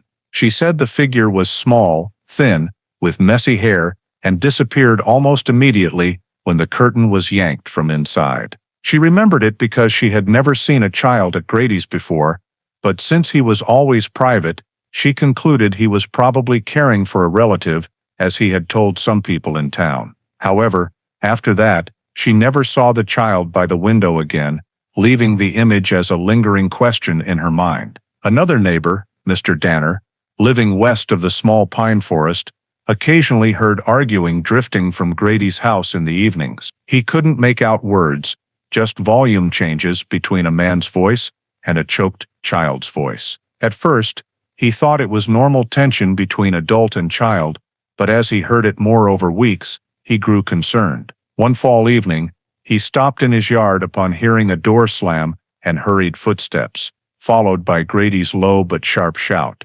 Though he saw nothing in the dark, it was enough to make him feel something was off. However, his cautious nature and respect for privacy kept him from doing more than listening from afar. He always felt there was no clear evidence to interfere in someone else's family, and in a small town where everyone knew everyone, a wrong accusation could cause major disruption. Among those who interacted little but observed keenly were the Brewer couple, living a few minutes' walk from Grady's. They often went to the backyard in the evenings to water the garden, and it was during those times they heard rustling or small sounds like a child crying being suppressed. Mrs. Brewer once told her husband she was sure a child lived in Grady's house, even though the man almost never let the child step off the porch. Mr. Brewer thought Grady might be caring for a grandson from elsewhere, and the sounds were just normal family matters. He reminded his wife not to pay too much attention,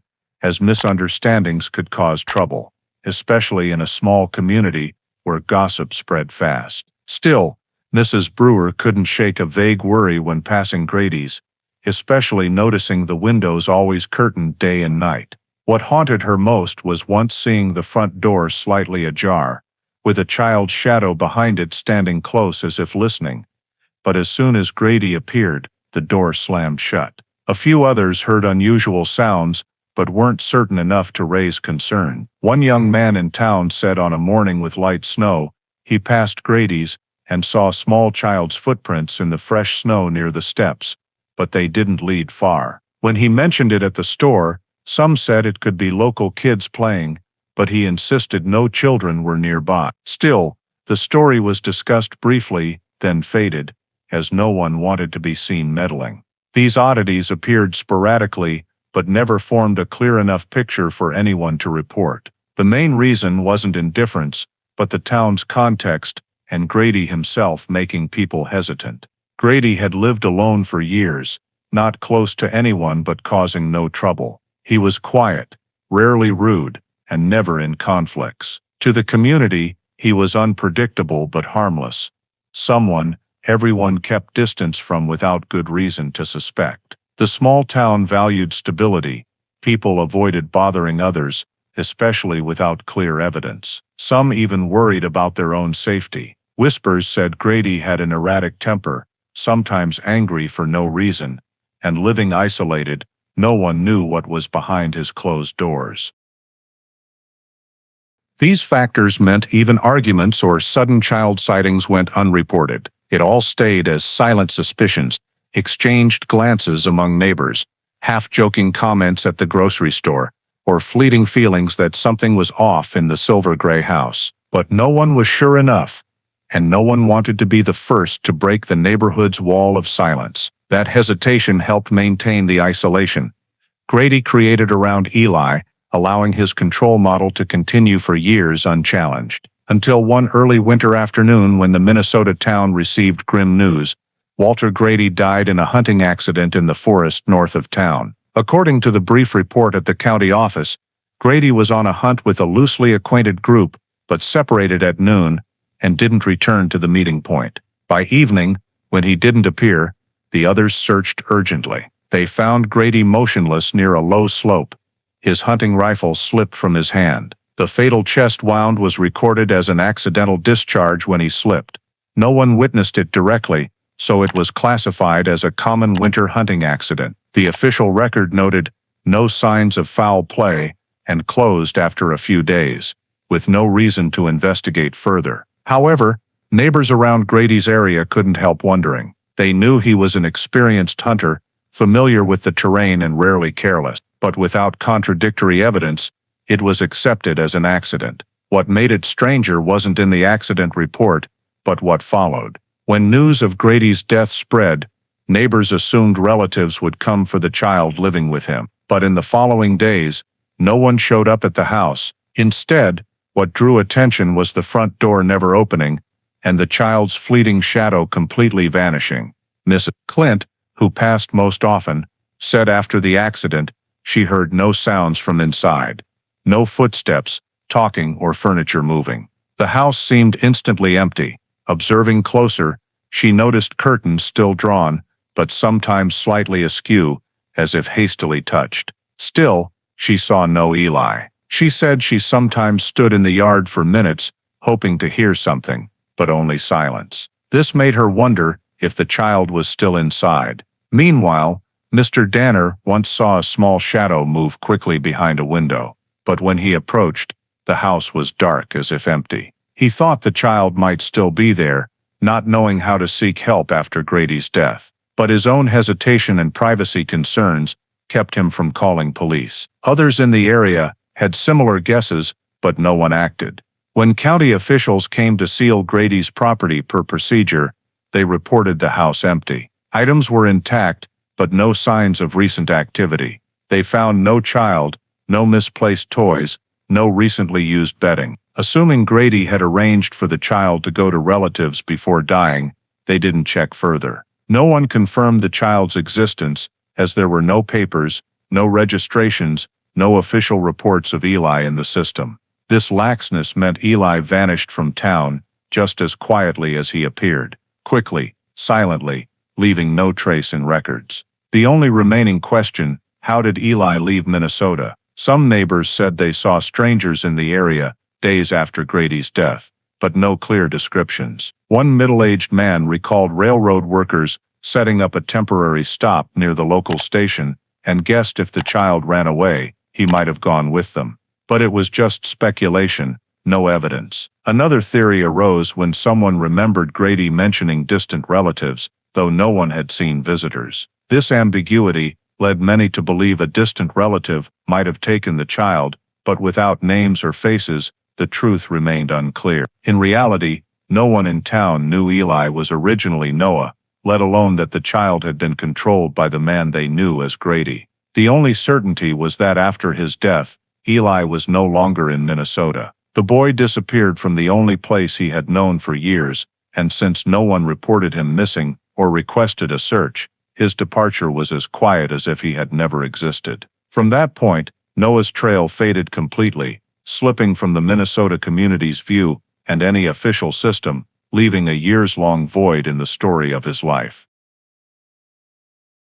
After leaving Minnesota in the chaotic days following Grady's death, Noah, then still bearing the name Eli that Grady had imposed on him, entered a life without direction, without documents, and without clear memories of his true origins. The following years passed, as a continuous series of moves through small towns in the Midwest, where he survived on simple jobs and the deep-seated silence from his childhood. As a teenager, Eli began to realize something he had previously been unable to comprehend.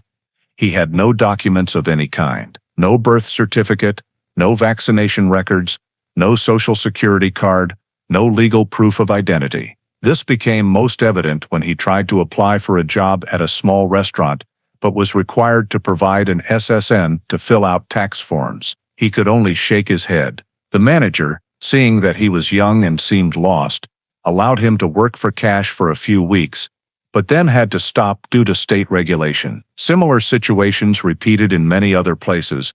Eli always existed on the margins, unable to formally participate in any system. This made him increasingly aware that his life had a large, inexplicable void. Despite trying to find clues, he couldn't remember much beyond the Grady house. The vaguest memories, faces blurred in light, the sound of a woman calling a name, the familiar smell of an old wooden house, passed quickly like untouchable dreams. Whenever he tried to recall them, he only felt a vague pressure in his head, as if an invisible wall was blocking him. The consequences of not having an SSN became even more serious as Eli reached adulthood. No social security number meant he couldn't open a bank account, couldn't register for vocational training, couldn't get a driver's license, and couldn't rent an apartment officially. He lived in cheap motels paid for in cash or by the day. When he worked, he only got temporary jobs: kitchen helper, laborer, light repairs in small warehouses, all without identity verification. Whenever asked for ID, Eli evaded by saying he'd lost his wallet or was waiting for replacements. Some people believed him, others didn't, but since he never caused trouble, they often let it go. However, that lack of roots made him always feel like someone standing outside society's boundaries. In his early 20s, Eli began to doubt himself more than his past. The thought that something is wrong with my life story appeared more and more frequently. At times, He tried to think whether he had ever had a family, whether his real name was Eli, or what had brought him to Grady's house. But those questions had no answers. The control and isolation Grady had imposed for years left his memories before Minnesota in a fog. He only remembered a few fragmented images: a sunny front yard, the laughter of other children, a woman's hand holding a glass of water. But those memory fragments weren't enough to piece together anything meaningful. Eli sometimes doubted his own mind. Were those images real, or just products of imagination? With no one to ask, and no records to compare, he couldn't confirm anything. Entering his late teens and early adulthood, Eli clearly recognized one thing: everyone around him had a story to tell.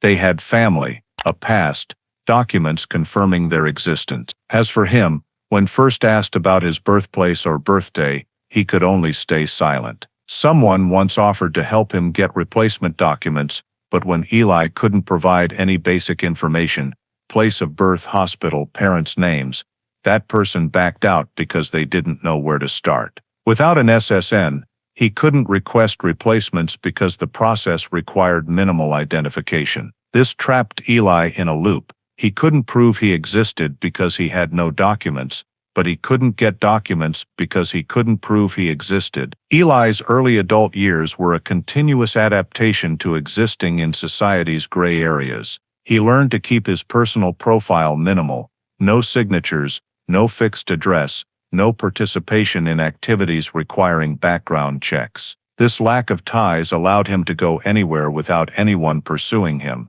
but it also left him always feeling pushed to the edges of society. Sometimes, in his loneliest moments, Eli wondered if he had ever had a different name, a different home, relatives who might be looking for him.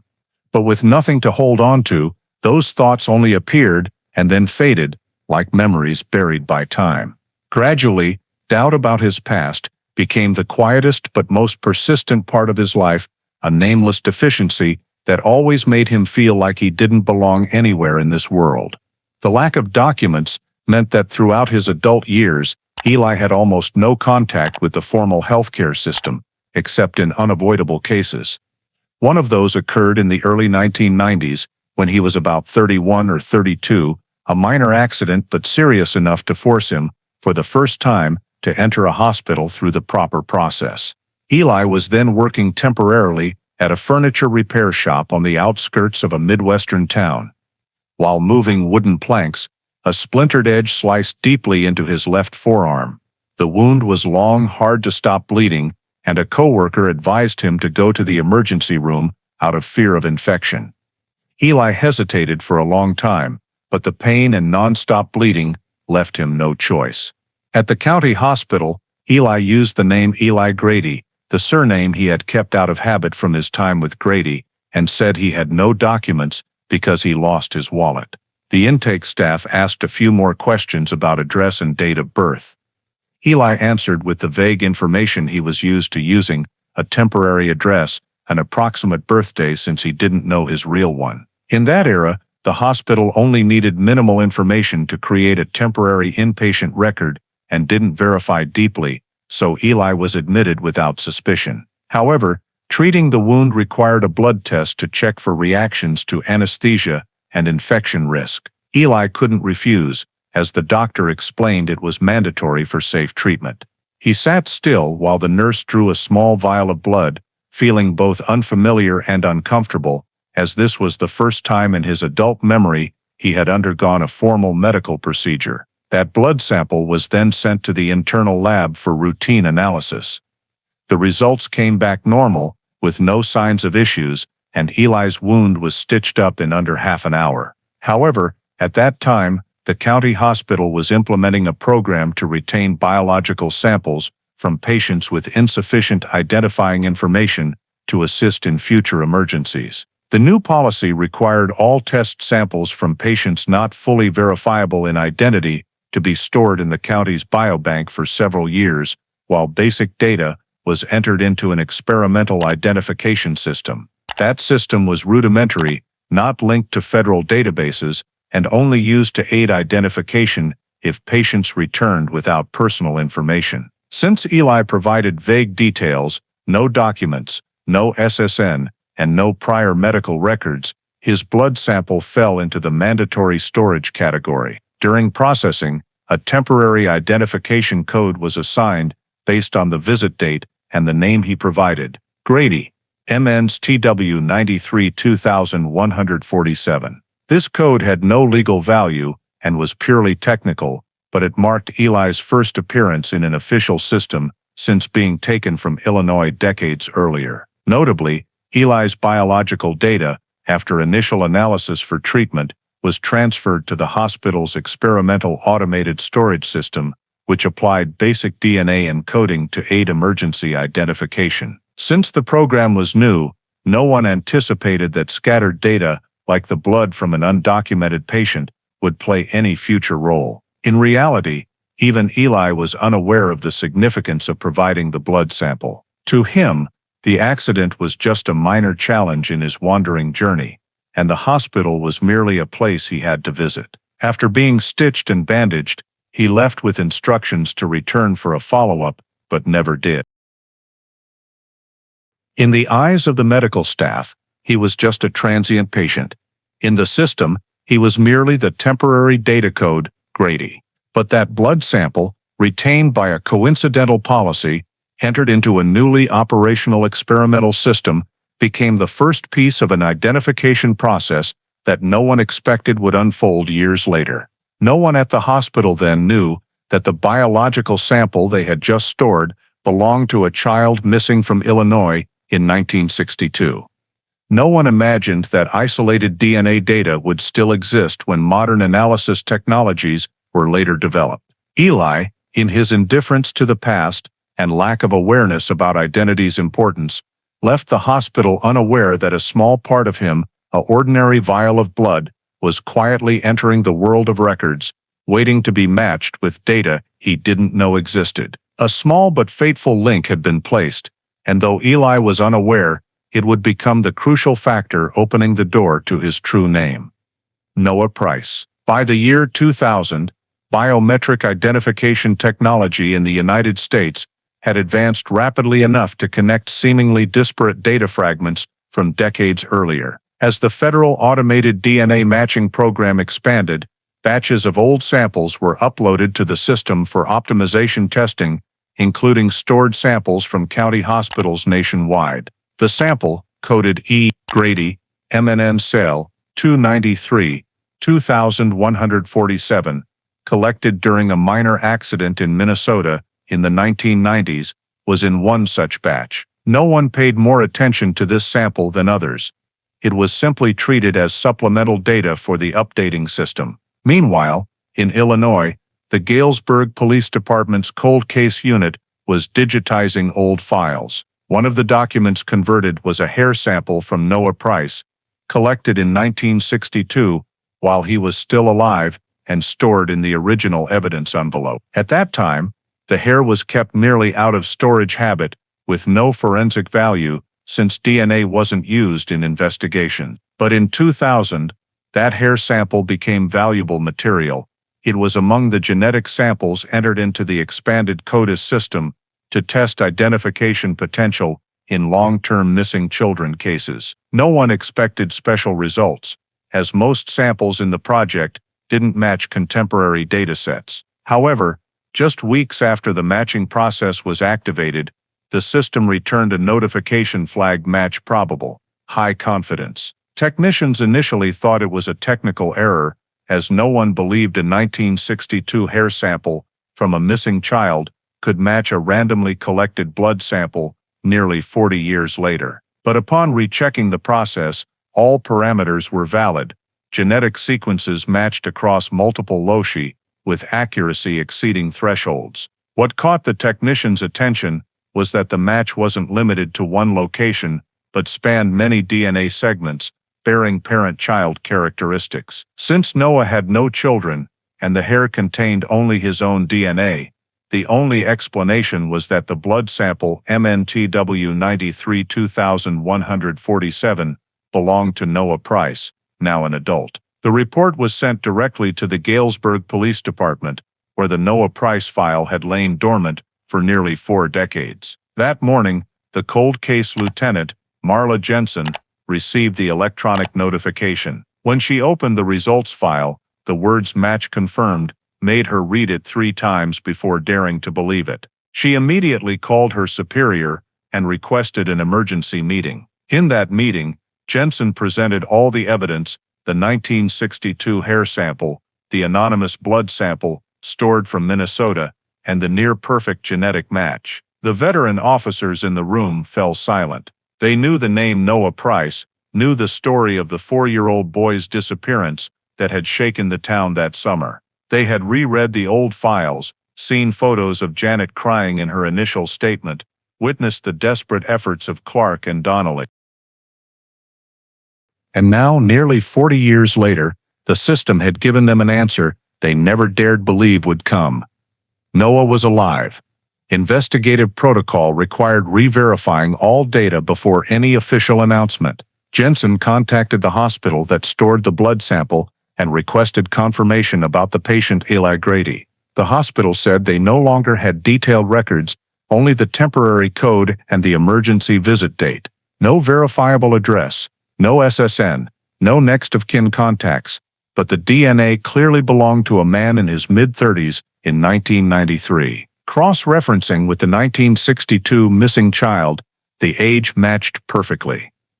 After basic verification, the Galesburg Police Department officially reopened the Noah Price case. File C-60-147 was pulled from storage, dusted off, and placed back on the new investigation team's desk. The first thing they did was reread the entire case from the beginning.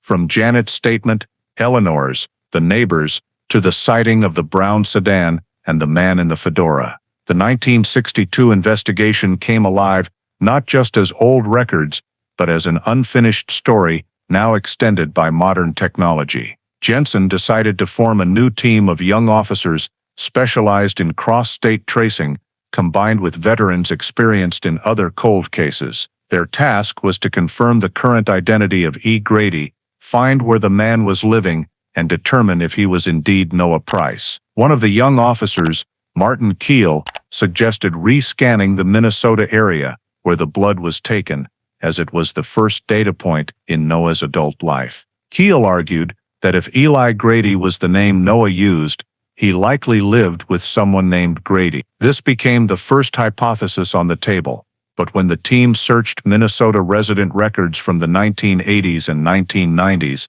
they found no one named Grady registered as fostering or having a young child during that period. This led them back to another hypothesis: Grady may have kept Noah without registering him, making Noah an undocumented child, not uncommon in isolated communities. Another notable fact emerged when Jensen reviewed the original 1962 file.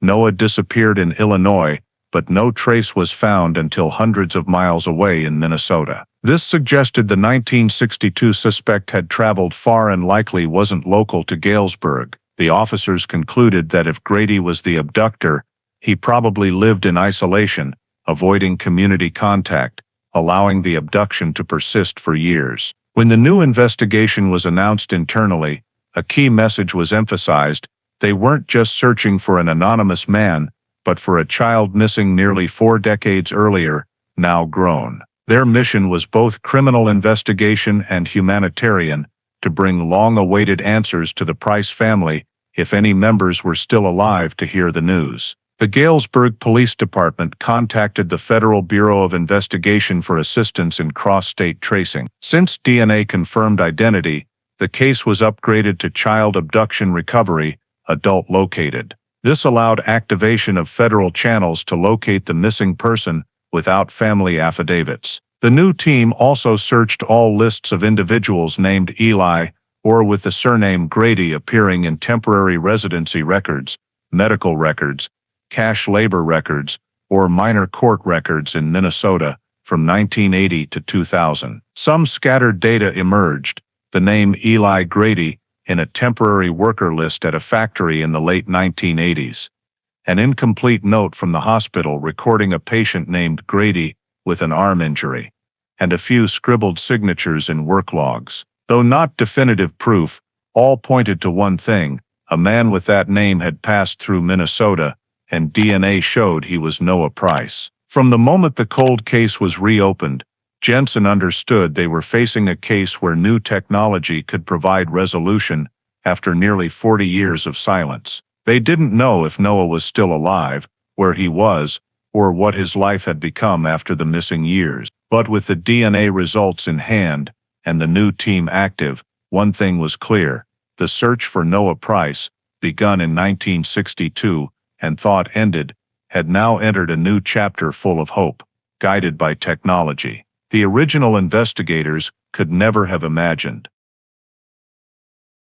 When the Noah Price case file was reopened, and the 2000 investigation team began re-examining all the old documents, they quickly recognized the disorganization and lack of standards that Clark had worried about 4 decades earlier.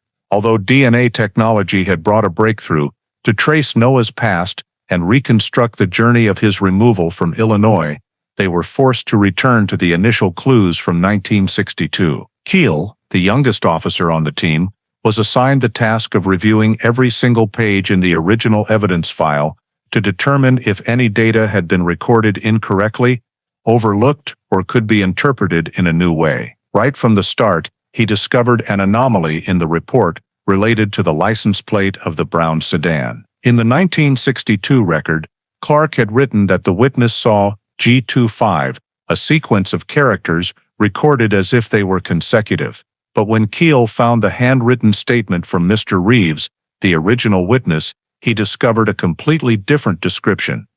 "I only remember 3 separate characters, G5, and possibly 2 or Z. I don't remember the positions." This created a significant discrepancy.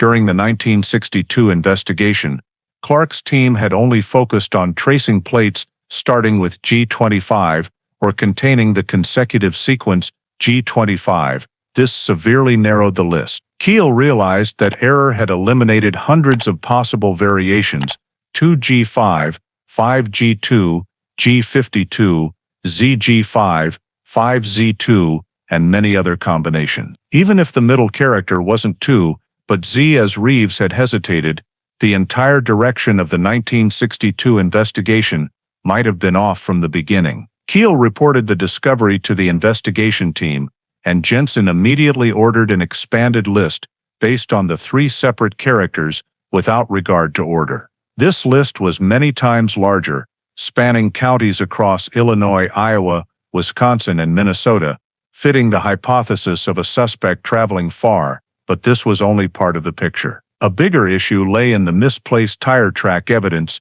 that Keel stumbled upon while going through auxiliary document boxes. In storage, he found an old envelope, not coded as cold case, but simply marked with 2 faded handwritten words: tires, technical support. When he opened it, Keel could hardly believe his eyes.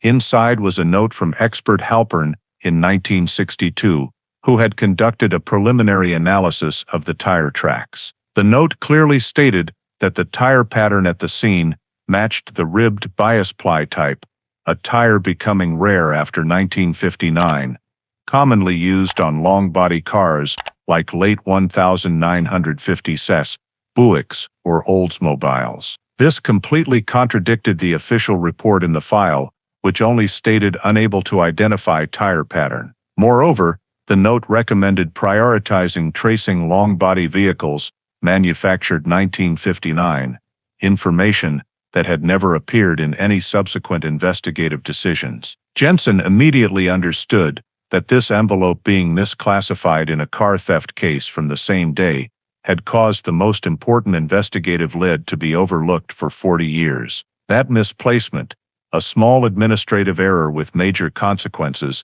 had caused the case to lose track of the suspect from the very early days. When the new investigation team re-examined Halpern's note, they realized it matched astonishingly well with the newly obtained DNA data. If Grady was the one who took Noah, he most likely drove an older model car. Furthermore, Midwestern towns in the 1960s showed that long-body Buicks and Oldsmobiles were common in the Minnesota area, where Noah was later found. This was the first time an initial physical clue matched the context of where Noah appeared afterward. With both DNA data and tire track information in hand, the investigation team decided to reconstruct the suspect's escape route from Kellogg Street. Keel, along with a technician specializing in route simulations, started from the Price House location. They marked where the grass was flattened, where Noah's toys were found, and where the child's footprints abruptly stopped. Then they moved to the East Alley opening, where faint tire tracks were recorded, leading to the main road. Keel used 1962 topographic maps to determine which routes would allow a long-body car to turn around or exit without drawing attention. When cross-referencing the maps, something unexpected happened. The most suitable route led straight to the western suburban road, where Clark had once found a second set of tire tracks nearly a mile from the Price House. Comparing the two locations with the 1962 descriptions, Keel realized they lay perfectly on a single straight line, a logical journey for the suspect to drive away from the residential area in just a few minutes. Even with the rib bias ply tire data, the technician could estimate the car's turning radius, allowing a fairly accurate reconstruction of the suspect's movements. When the escape route simulation was complete, Jensen ordered a check of the number of long-body vehicles from 1955, 1959, registered in neighboring states at the time of the incident. When the list was filtered by the three separate characters G5, 2 or Z, new data emerged in 1962. In Minnesota, there was a 1957 Oldsmobile registered with a plate containing the characters G and 5, owned by Walter Grady. The Galesburg Police Department had never traced it to Minnesota that year because the plate was recorded incorrectly and the investigative direction was interrupted. When this information appeared on the screen, the meeting room fell silent enough to hear the air conditioning. All the scattered clues, the misplaced tire tracks, the misrecorded plate, the matching DNA, now pointed to a single point. Grady not only raised Noah, but was most likely the one who abducted him in 1962. The investigation team immediately updated the case diagram, reconstructing the suspect's journey from Illinois to Minnesota. A cold case that seemed completely lost for 4 decades suddenly revived with a new chain of logic, reconnected by modern technology and documents thought to be worthless. Jensen knew they were facing the only opportunity to complete the picture of this abduction, from the moment Noah disappeared from the Price family yard to the 2000 DNA evidence, and that meant the investigation was entering an entirely new phase. Immediately after discovering that Walter Grady's old car plate matched the tire track data and the separate character sequence 52Z, the investigation team expanded the scope to Minnesota, where traces of Noah had appeared through the 1993 DNA sample. Jensen assigned young agent Martin Keel and veteran officer Lena Hartman to track down all of Grady's old addresses to determine the environment where Noah had lived and the people who might provide information about that period. While reviewing public records and county archives from the 1970s to the late 1980s, they discovered Grady owned a small house on the edge of a town in central Minnesota, about half a mile from the main road. This was the very house that neighbors' later statements described as the place where a strange child lived quietly with Grady. Property tax records showed Grady had no dependents, no registered foster children, no birth certificates filed with the county, proving that if a child lived with him, it was completely outside the official system. Keel and Hartman visited the site, but the house had been sold years earlier and almost entirely renovated. The new owner knew nothing about the house's past beyond rumors that old man Grady lived alone. This forced Keel to rely on the only remaining source of information, the memories of neighbors who had lived nearby in the 1970s and 1980s. They started by tracking down the list of households in the area during that period.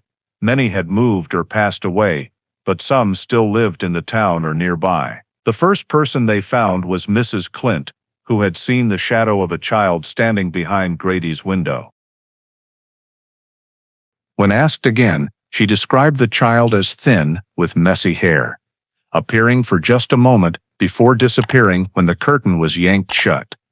What caught the investigation team's attention was that Mrs. Clint clearly remembered the child didn't look like any relative of Grady's that she had heard him mention. When shown age progression photos of children aged 4, 6, she pointed to the closest match, and Keel noted that this aligned with Noah's age at the time of disappearance. Next, Hartman met with Mr. Danner, who had heard arguments multiple times in Grady's house. He said the child's voice sounded scared, suppressed, not like the sound of a normal mischievous kid. Danner admitted he always felt something was off, but didn't want to intervene for fear of misunderstanding, and because Grady was private and unpredictable. When asked if he saw the child growing up over time, he said he only occasionally heard footsteps or objects falling, but rarely saw a clear figure. He believed Grady deliberately kept the child out of the community's sight. Keel noted this as a clear sign of the long-term abduction rearing pattern,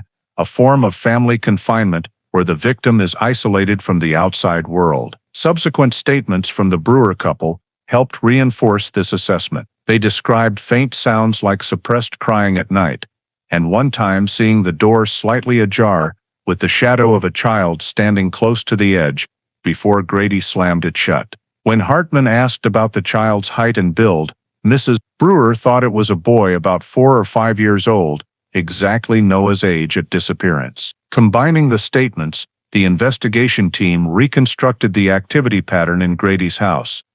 The child never went outside, was completely controlled, appeared very rarely for just a few short seconds, and was always immediately blocked. This was a behavioral pattern consistent with an abductor intending to keep the victim long-term, not for ransom or pressure, but to create absolute dependence. With the neighbor information clear, Keel continued evaluating the connection between Eli Grady, the name attached to the 1993 DNA sample, and Noah Price. First, they examined labor records for temporary workers in Minnesota from the late 1980s and early 1990s. Some notes at the lumber mill, where Noah injured his hand, showed a worker named Eli Grady, who was thin, quiet, with dark hair, and an estimated age lower than what he claimed. This matched the description of adult Noah they were building from DNA data. A temporary payroll log even described Eli's scribbled signature,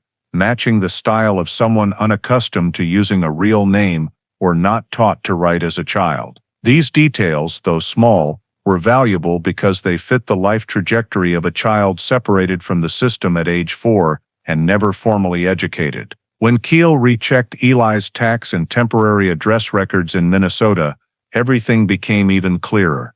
All were vague information, not matching any resident records, indicating Eli had created an identity without legal basis, typical of an adult who didn't know his real name. The investigation team also checked Grady's vehicle ownership history.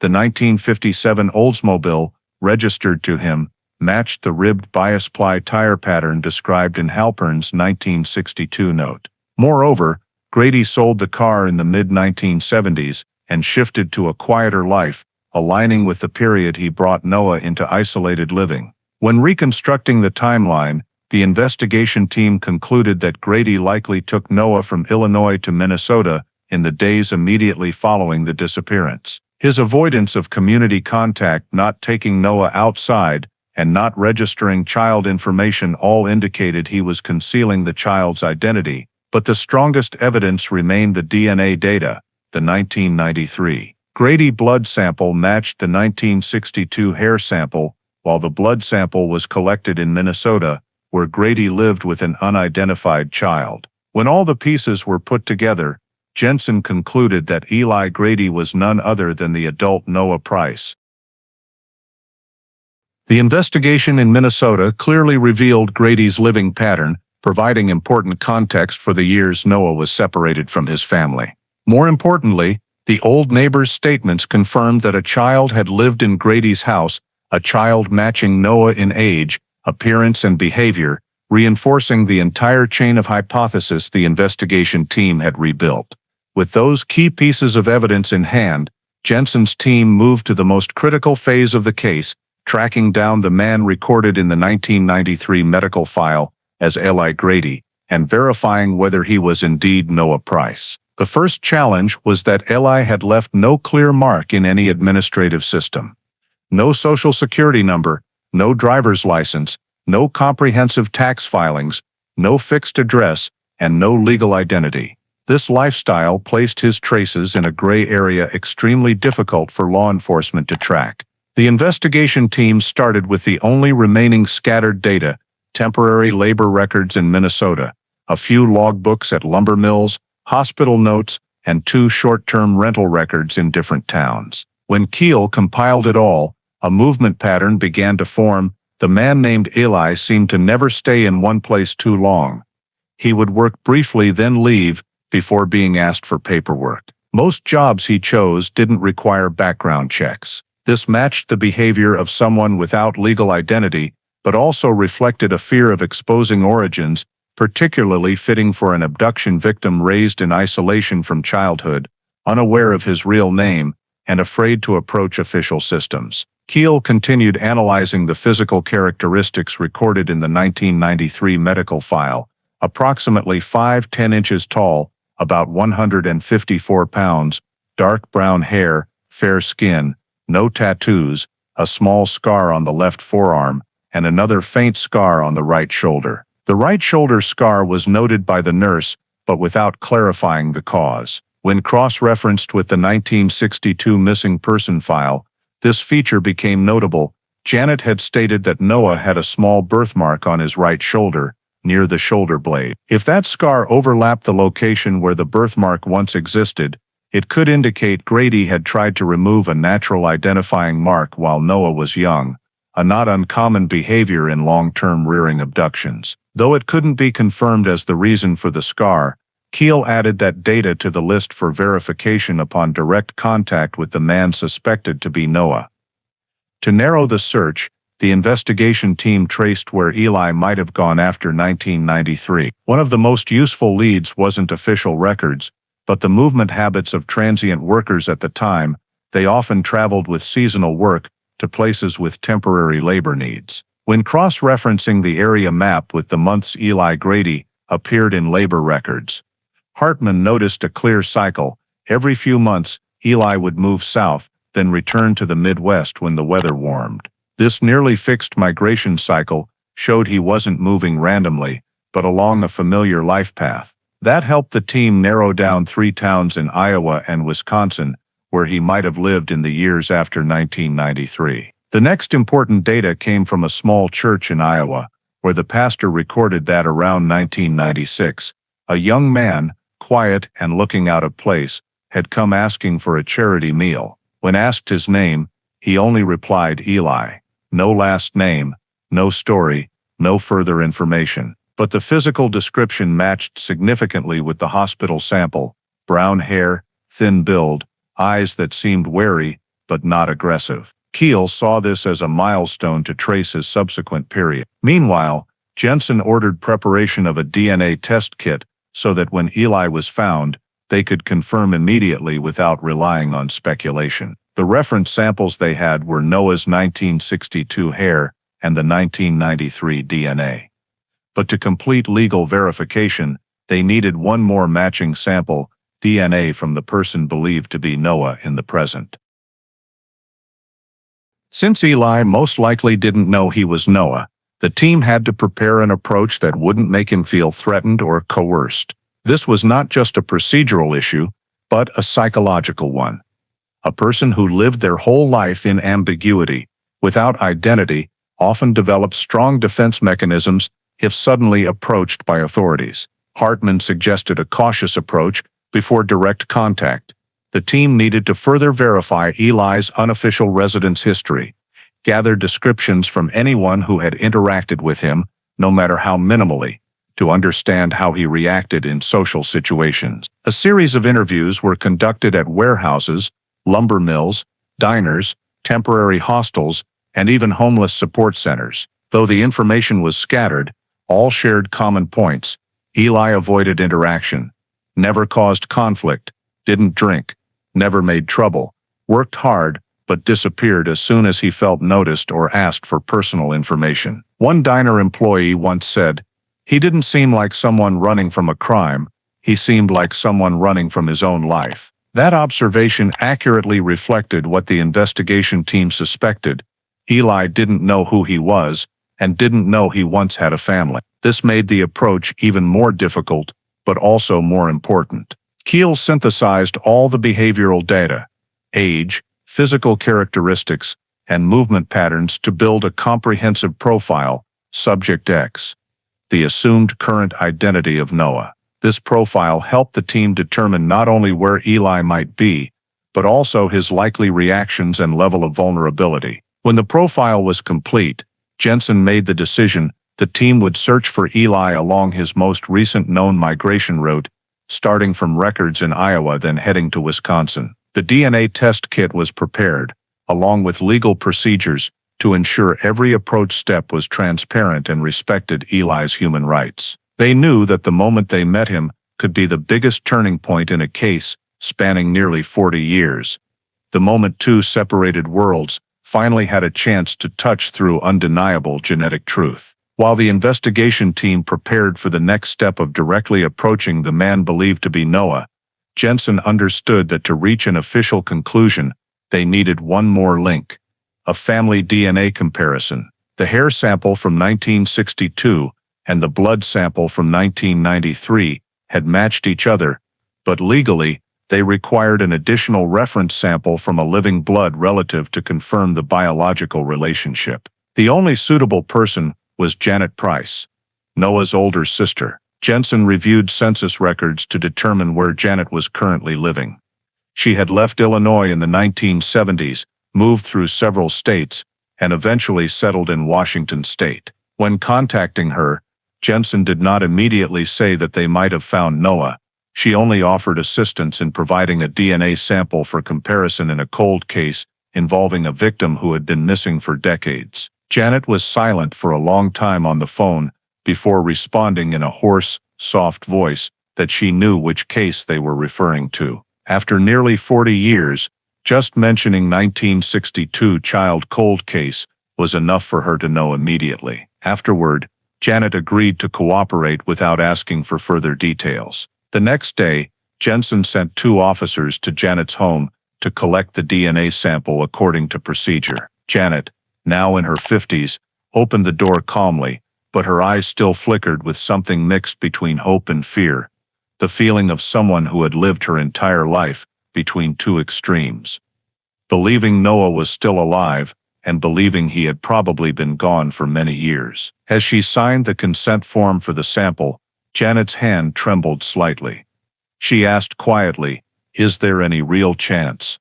Jensen, per regulations, was not allowed to disclose any preliminary findings, and only said, "We are checking a DNA sample that shows many similarities. All conclusions will be based on scientific analysis." Janet's eyes glistened, but she nodded. The sampling process was quick. Just a swab inside the cheek was enough. But for Janet, that time felt longer than 4 decades. When the swab was sealed, she gently placed her hand on the envelope and said, "If this brings my brother back, even if only the truth, I am ready to know." Jensen made no promises.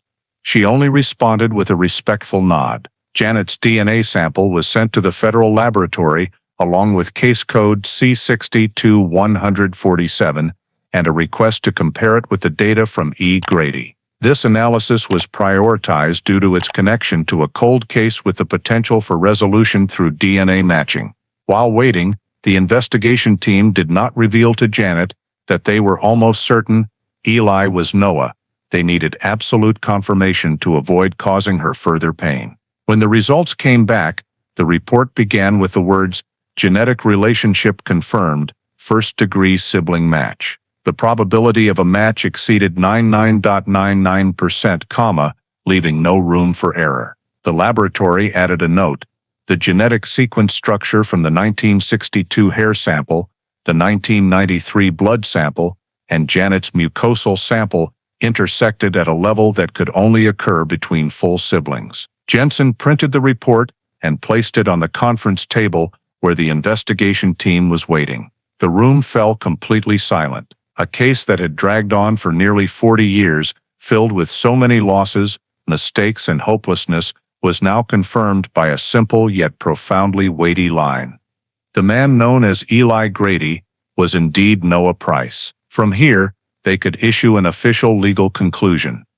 The missing victim from 1962 had been alive at least until 1993, and Noah's current identity fully matched the obtained DNA sample. It was no longer speculation, no longer hypothesis, no longer wishful thinking. This was irrefutable scientific evidence. Jensen informed her superiors that they had confirmed the biological relationship between Noah and Janet while requesting activation of the procedure to reclassify the case from missing victim with undetermined status to missing victim confirmed alive. Once the paperwork was complete, Jensen called Janet.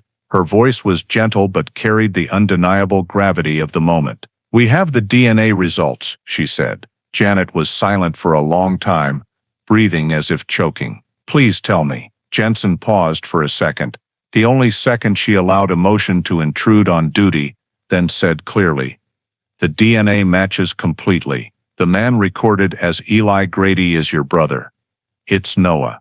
There was no gasping breath, no bursting into tears, only a long, trembling silence, as if Janet was trying to grasp the reality she had waited a lifetime for. Then finally, she whispered, Thank you for not giving up." For the investigation team, that result was not the end, but a pivotal turning point. Now they had the legal basis to confirm Noah's identity, allowing them to proceed to the next step, directly approaching him to complete the file and officially close the nearly 4-decade-old case. But for Janet, that result was the revival of a part of her heart she thought was lost forever. The 4-year-old little brother, who had vanished on a summer morning in 1962, had now been found through the unbreakable thread of genetics. The official conclusion was entered into the records: Noah Price, missing child, 1962, located via genetic identification, 2000. A story interrupted for 40 years now had its first connecting line back, and the journey to bring Noah home, even if only through the truth, now had a solid foundation to move into the next chapter. After the DNA conclusion was officially confirmed, Jensen and the investigation team understood that they were entering the most sensitive phase of the entire case. Organizing a meeting between Noah, the man who had lived his whole life without knowing his real name, and Janet, his sister, who had carried memories of him for 38 years. The reunion could not happen hastily or abruptly. Noah was a victim of long-term captivity, isolated from society, without legal identity, and had never been exposed to family relationships. The investigation team had to plan carefully to minimize the risk of Noah feeling threatened or coerced, while ensuring emotional safety for Janet, who had waited nearly a lifetime for this moment. After locating Noah in a small town in Wisconsin, where he was working seasonal labor in a warehouse, Keel and Hartman approached him gradually. They wore civilian clothes and only stated that they wanted to talk about an issue related to identification records. Noah was wary, a natural reflex for someone accustomed to living on the fringes of the system. When invited to the local police station office, he hesitated but eventually agreed, perhaps due to the exhaustion of years spent evading questions about his identity. At the office, Jensen did not appear immediately, but let Keel start the initial conversation. Keel explained that the DNA from his 1993 injury treatment had shown a match with a missing child case from 1962. Noah stared at him, not angry, not confused. Just the emptiness of someone unable to comprehend the connection between two extremely separated fragments of memory. He admitted he had never known his real birth date, never known that Grady was just the name of the man who raised him, and never known why he had no documents at all. When Keel showed him a small photo of Noah at age 4 from 1962, Noah squinted at it for a long time, trying to find familiarity in the child's face. But the memories of his early years, severed by the abduction, blurred by years of isolation, allowed him to feel nothing but a haunting strangeness. Jensen entered the room after about 10 minutes, carrying the sealed envelope with the confirmed DNA results. She placed it in front of Noah and explained calmly that scientific results showed he was Noah Price. born in 1957 in Illinois. Noah was silent for a long time, then asked only one question: "If that's true, where is my family?" Jensen replied that his sister Janet was still alive and had agreed to the DNA test for comparison. Upon hearing the name Janet, Noah frowned slightly, as if something deep in his memory stirred.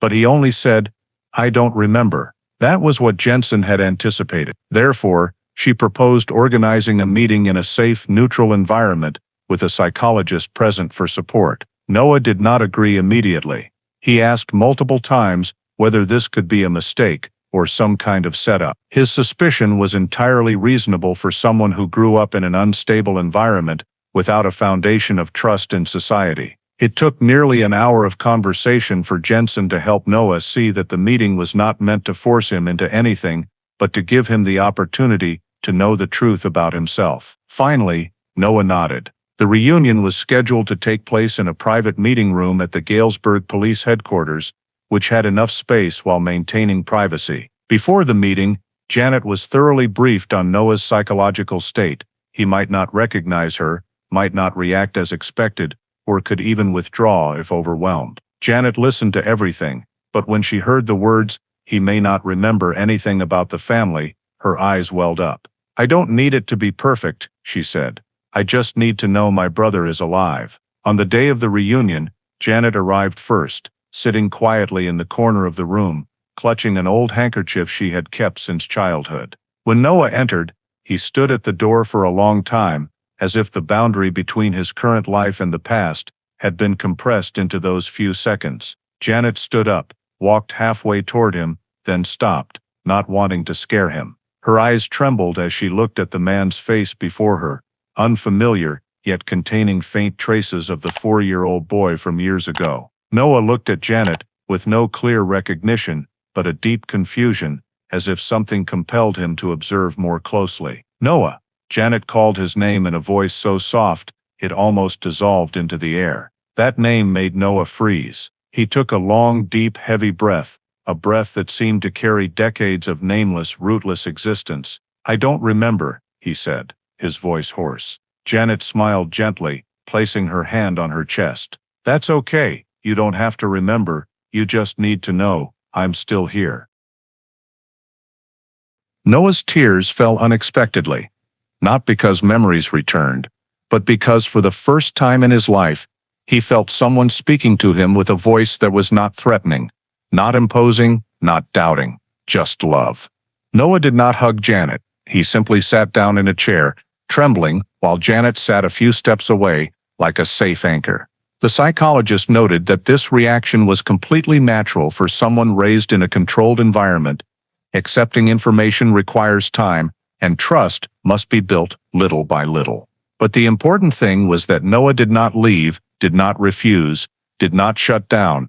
He allowed the meeting to proceed at his own pace. Throughout the conversation, Janet told Noah about their childhood, the house they lived in, their parents, the mornings when Noah ran in the grass. Noah listened without remembering, but quietly absorbing each word, as if reclaiming fragments of a past that had never belonged to him for decades. The reunion ended in relief, without noise or drama, but profoundly deep. The psychologist assessed that Noah's reaction, teary-eyed but restrained, indicated he was on the threshold of opening up, but not yet fully able to connect. This is normal for victims of long-term abduction. Old memories often do not return clearly, but must be rebuilt through safe relationships with family. When Noah left the room, Janet watched him go without holding back. She simply placed her hand on her chest and whispered, "He's alive. That's enough for today." The reunion after 38 years did not bring a miracle of memory, but it opened the first door to returning, not to memories, but to the truth about himself. The reunion between Noah and Janet, though conducted in a gentle and controlled atmosphere, left silent shocks that both had to face as they stepped out of the meeting room. For Noah, the moment of hearing his real name and seeing the woman claiming to be his sister opened a vast emptiness in his mind, where past and present collided, creating a chain of indefinable emotions: confusion, a sharp pain from realizing a stolen life, and a vague comfort in knowing he had not been completely abandoned. However, the existence of two identities, Eli, the name he had carried throughout his adult life, and Noah, the name belonging to the 4-year-old child, caused a prolonged identity crisis. In the first weeks after the reunion, the psychologists monitoring Noah noted that he often became flustered when someone called him Noah. He did not object, but each time he heard it, he would blink slightly, as if reminding himself that they were addressing him. In daily life, he still introduced himself as Eli, not because he wanted to cling to his past with Grady, but because he could not yet bond with the name that had been separated from his life for 38 years. The experts said this was a natural reaction. Personal identity is formed from lived experiences, not just biological origins. And since his adult life was tied to the name Eli, even if it had been forced upon him, Noah needed time to reintegrate his true identity. Meanwhile, Janet had to learn to adjust her own expectations. She had imagined the moment of reuniting with Noah for many years, countless times picturing her brother recognizing her, wondering if the boy from back then remembered her voice. But the reality of the meeting forced her to confront the truth that Noah carried no memories of the family. He did not remember her, the old house, childhood, or even the pain of loss that had made her feel helpless her whole life. Janet knew this was not her brother's fault, but accepting that their bond had to be rebuilt from zero kept her awake many nights. She confided in the psychologist that she feared unintentionally pressuring Noah, feared that showing affection too soon would make him pull back, but also feared that excessive caution would keep them forever distant. It was a difficult equation that no book or advice could solve immediately. Therefore, a long-term psychological support program was designed specifically for both. For Noah, the experts focused on helping him understand the disruption in his development, thereby finding ways to rebuild his identity without denying the past. They helped him realize that not remembering the family did not make him less Noah, nor did it make Janet any less his sister. Noah learned to approach the past through emotional fragments rather than specific memories. Through family photos, Janet's stories, visiting the streets he had walked as a child. The therapy sessions also guided him to acknowledge that his life with Grady, though full of control and isolation, was still the part that shaped him under the name Eli. For full integration, he had to accept that both versions belonged to him. He could not erase Eli, nor deny Noah. In many sessions, Noah admitted he did not know who he was supposed to become. He did not know what people expected of him, a normal man or a victim of long-term abduction, a family member or a stranger, found through DNA. The expert explained that he did not need to fill any role.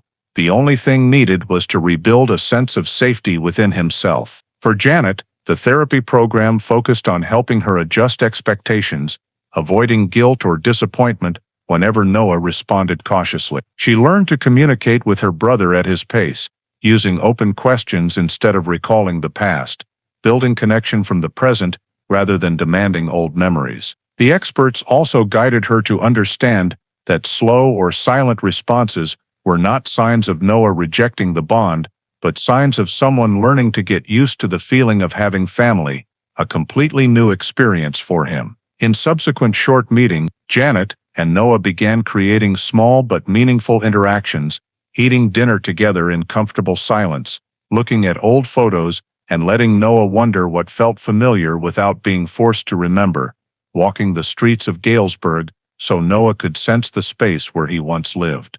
Janet noticed that with each meeting, Noah opened up a little more, though very slowly. One of the most significant steps forward was when Noah proactively asked, "Can you tell me about the day I went missing?" That was a sign he was starting to want to connect the story of his life, to fill the void, not to recreate memories, but to understand why his life had been pushed into a different orbit. The long-term psychological support program also helped Noah cope with delayed psychological aftereffects, common when abduction victims are identified years later. He had sporadic nightmares about being locked up again, moments of unfounded fear when hearing a loud knock, or times of disorientation when someone suddenly called him Noah. The experts worked with him to separate sensory memories from event memories, helping him realize that bodily reactions could be adjusted over time. Additionally, Noah was guided to build healthy social connections, participating in small community activities, interacting with others in safe environments, learning to confidently use the name Noah when he felt ready. Janet was also encouraged to participate in this process, not as a caregiver, but as a companion. In the first months after the reunion, both learned to exist in a relationship without a clear foundation, but being built day by day with patience, understanding, and no small number of tears. For Noah, the journey home was not about memories, but a slow rediscovery of self-worth after a lifetime without a name. And for Janet, meeting her brother was not the end, but only the starting point for a long chapter of healing, where two people separated by tragedy find ways to meet each other in the middle. Although Noah and Janet's reunion opened up hope for healing, the investigative team understood that a crucial part of the case remained in the shadows: Walter Grady. Noah's survival and adulthood did not answer the biggest question: why Grady abducted him, and whether he had been involved in other cases.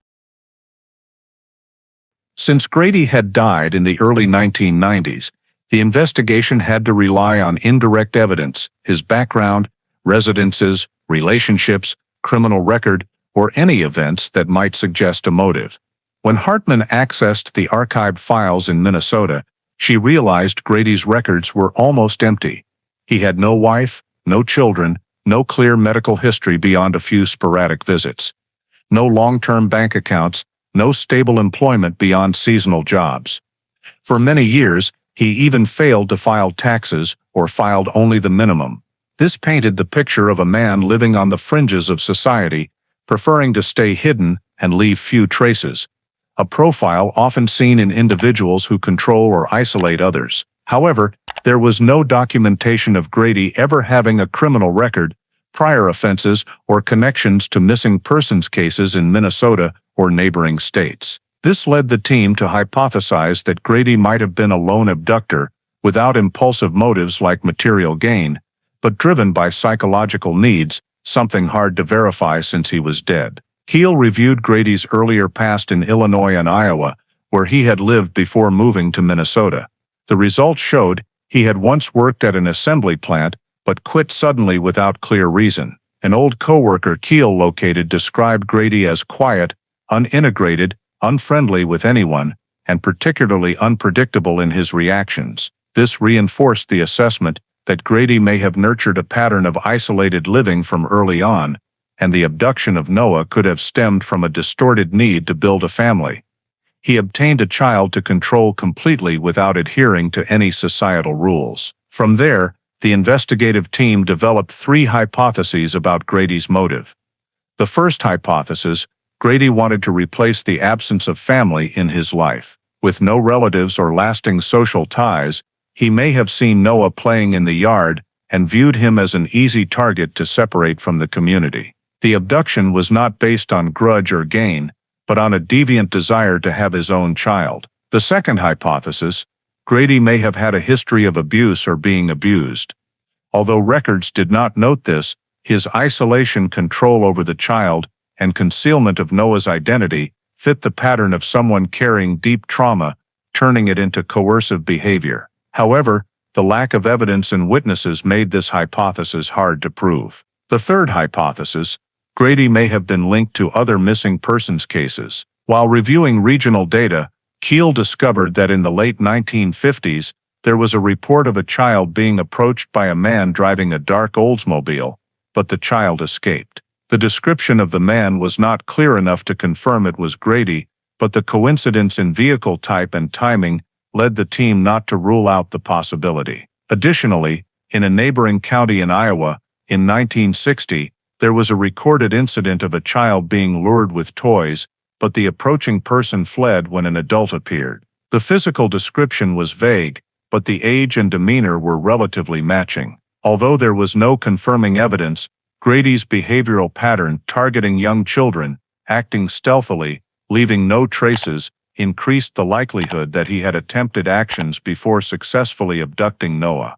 Hartman believed that Grady's evasion of detection for decades may have been because he never acted impulsively or moved in crowded areas. Any sporadic approaches, if they occurred, left no legal traces. On the other hand, the possibility that Noah was the only victim could not be excluded. Many long-term abductor raisers have only one victim in their lifetime, viewing it as the center of their self-created world. Nevertheless, what troubled the investigative team most was the question of why Grady chose Noah on that particular day. There were no clues suggesting he had previously observed the Price family, nor any signs he was familiar with the Kellogg Street area. Grady's appearance and abduction of Noah seemed random, but that randomness led to a control pattern lasting nearly 3 decades, a behavior not impulsive. This led the investigators to suspect that Grady may have been wandering or working temporarily near the Galesburg area in 1962, observing opportunities and acting when conditions were favorable. Keel added that Grady's no-trace lifestyle reflected a certain understanding of how to avoid attention, making him hard to track even with modern investigative methods applied. Grady's file ended with more questions than answers. No one knew his true motive, no one knew if he ever felt remorse, and no one knew what he thought when he died in the hunting accident. He took all his secrets to the grave. What the investigative team could affirm was only that Grady abducted Noah, isolated him for nearly 30 years, and erased most traces of himself from legal life, causing the case to drag on for nearly 4 decades before it could be deciphered, thanks to DNA. But Grady's true nature, a calculated criminal, or a lonely individual with psychological disorders, remained an unsolved mystery. When the investigation spanning nearly 4 decades officially concluded, the Galesburg Police Department drafted a comprehensive report to document the entire process from 1962 to 2000, emphasizing the factors that caused the case to drag on unusually and presenting the final legal conclusions. The first part of the report reconstructed the initial timeline, the morning of Noah Price's disappearance, the appearance of the man in the cap, the brown sedan, leaving the Kellogg neighborhood, and the confusion in the early search hours. The report recalled that Clark and Donnelly's initial efforts were urgent, but marred by critical errors. The license plate was recorded incorrectly due to witnesses providing scattered characters, leading to misguided tracing. The tire track analysis report was lost due to misclassification, and numerous temporary notes were not properly systematized, causing the case file to lack coherence from the start. All of this created deviations during the golden hours, preventing the discovery of the suspect's escape route from Illinois. The next section of the report focused on the period when the file was moved to cold case status. When the investigation ran out of new leads, the case was placed in passive storage. Although Clark kept a personal copy of the file for follow-up, the technological limitations of that era prevented any significant re-examination. The report emphasized that if DNA technology had existed before 1980, the case could have been resolved earlier. However, the lack of administrative identity, no documents, and Noah's complete isolation in Minnesota meant he did not appear in any system, reducing the chances of a match. From there, the report explained the deeper reasons for the case's prolongation. First, the absolute isolation Grady imposed on Noah, making him disappear from all population databases. Second, Grady's lifestyle, unregistered, no traces, minimal interaction, evading most community oversight. Third, the initial administrative errors burying key information for nearly 40 years.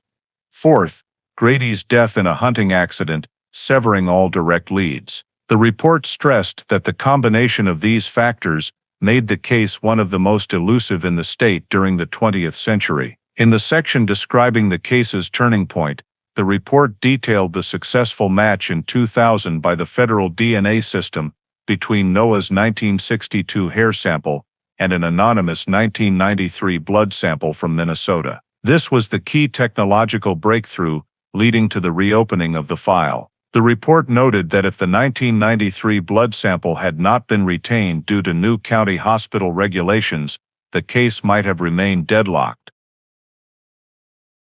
Thanks to the DNA match and the collection of a comparison sample from Janet, Noah's identity was fully confirmed, paving the way for the final investigative phase. The report also summarized the reconstruction of the suspect's escape route based on restored tire tracks, reanalyzed license plate, and the Oldsmobile characteristics owned by Grady. When these elements combined with old neighbor testimonies in Minnesota, the team confirmed that Noah had lived with Grady for many years under the name Eli Grady, and that this control pattern fit the long-term abductor-raiser type. Regarding motive, the report stated that a definitive conclusion was impossible since Grady was dead and left no explanation. However, the data indicated that the motive was most likely psychological, not for profit.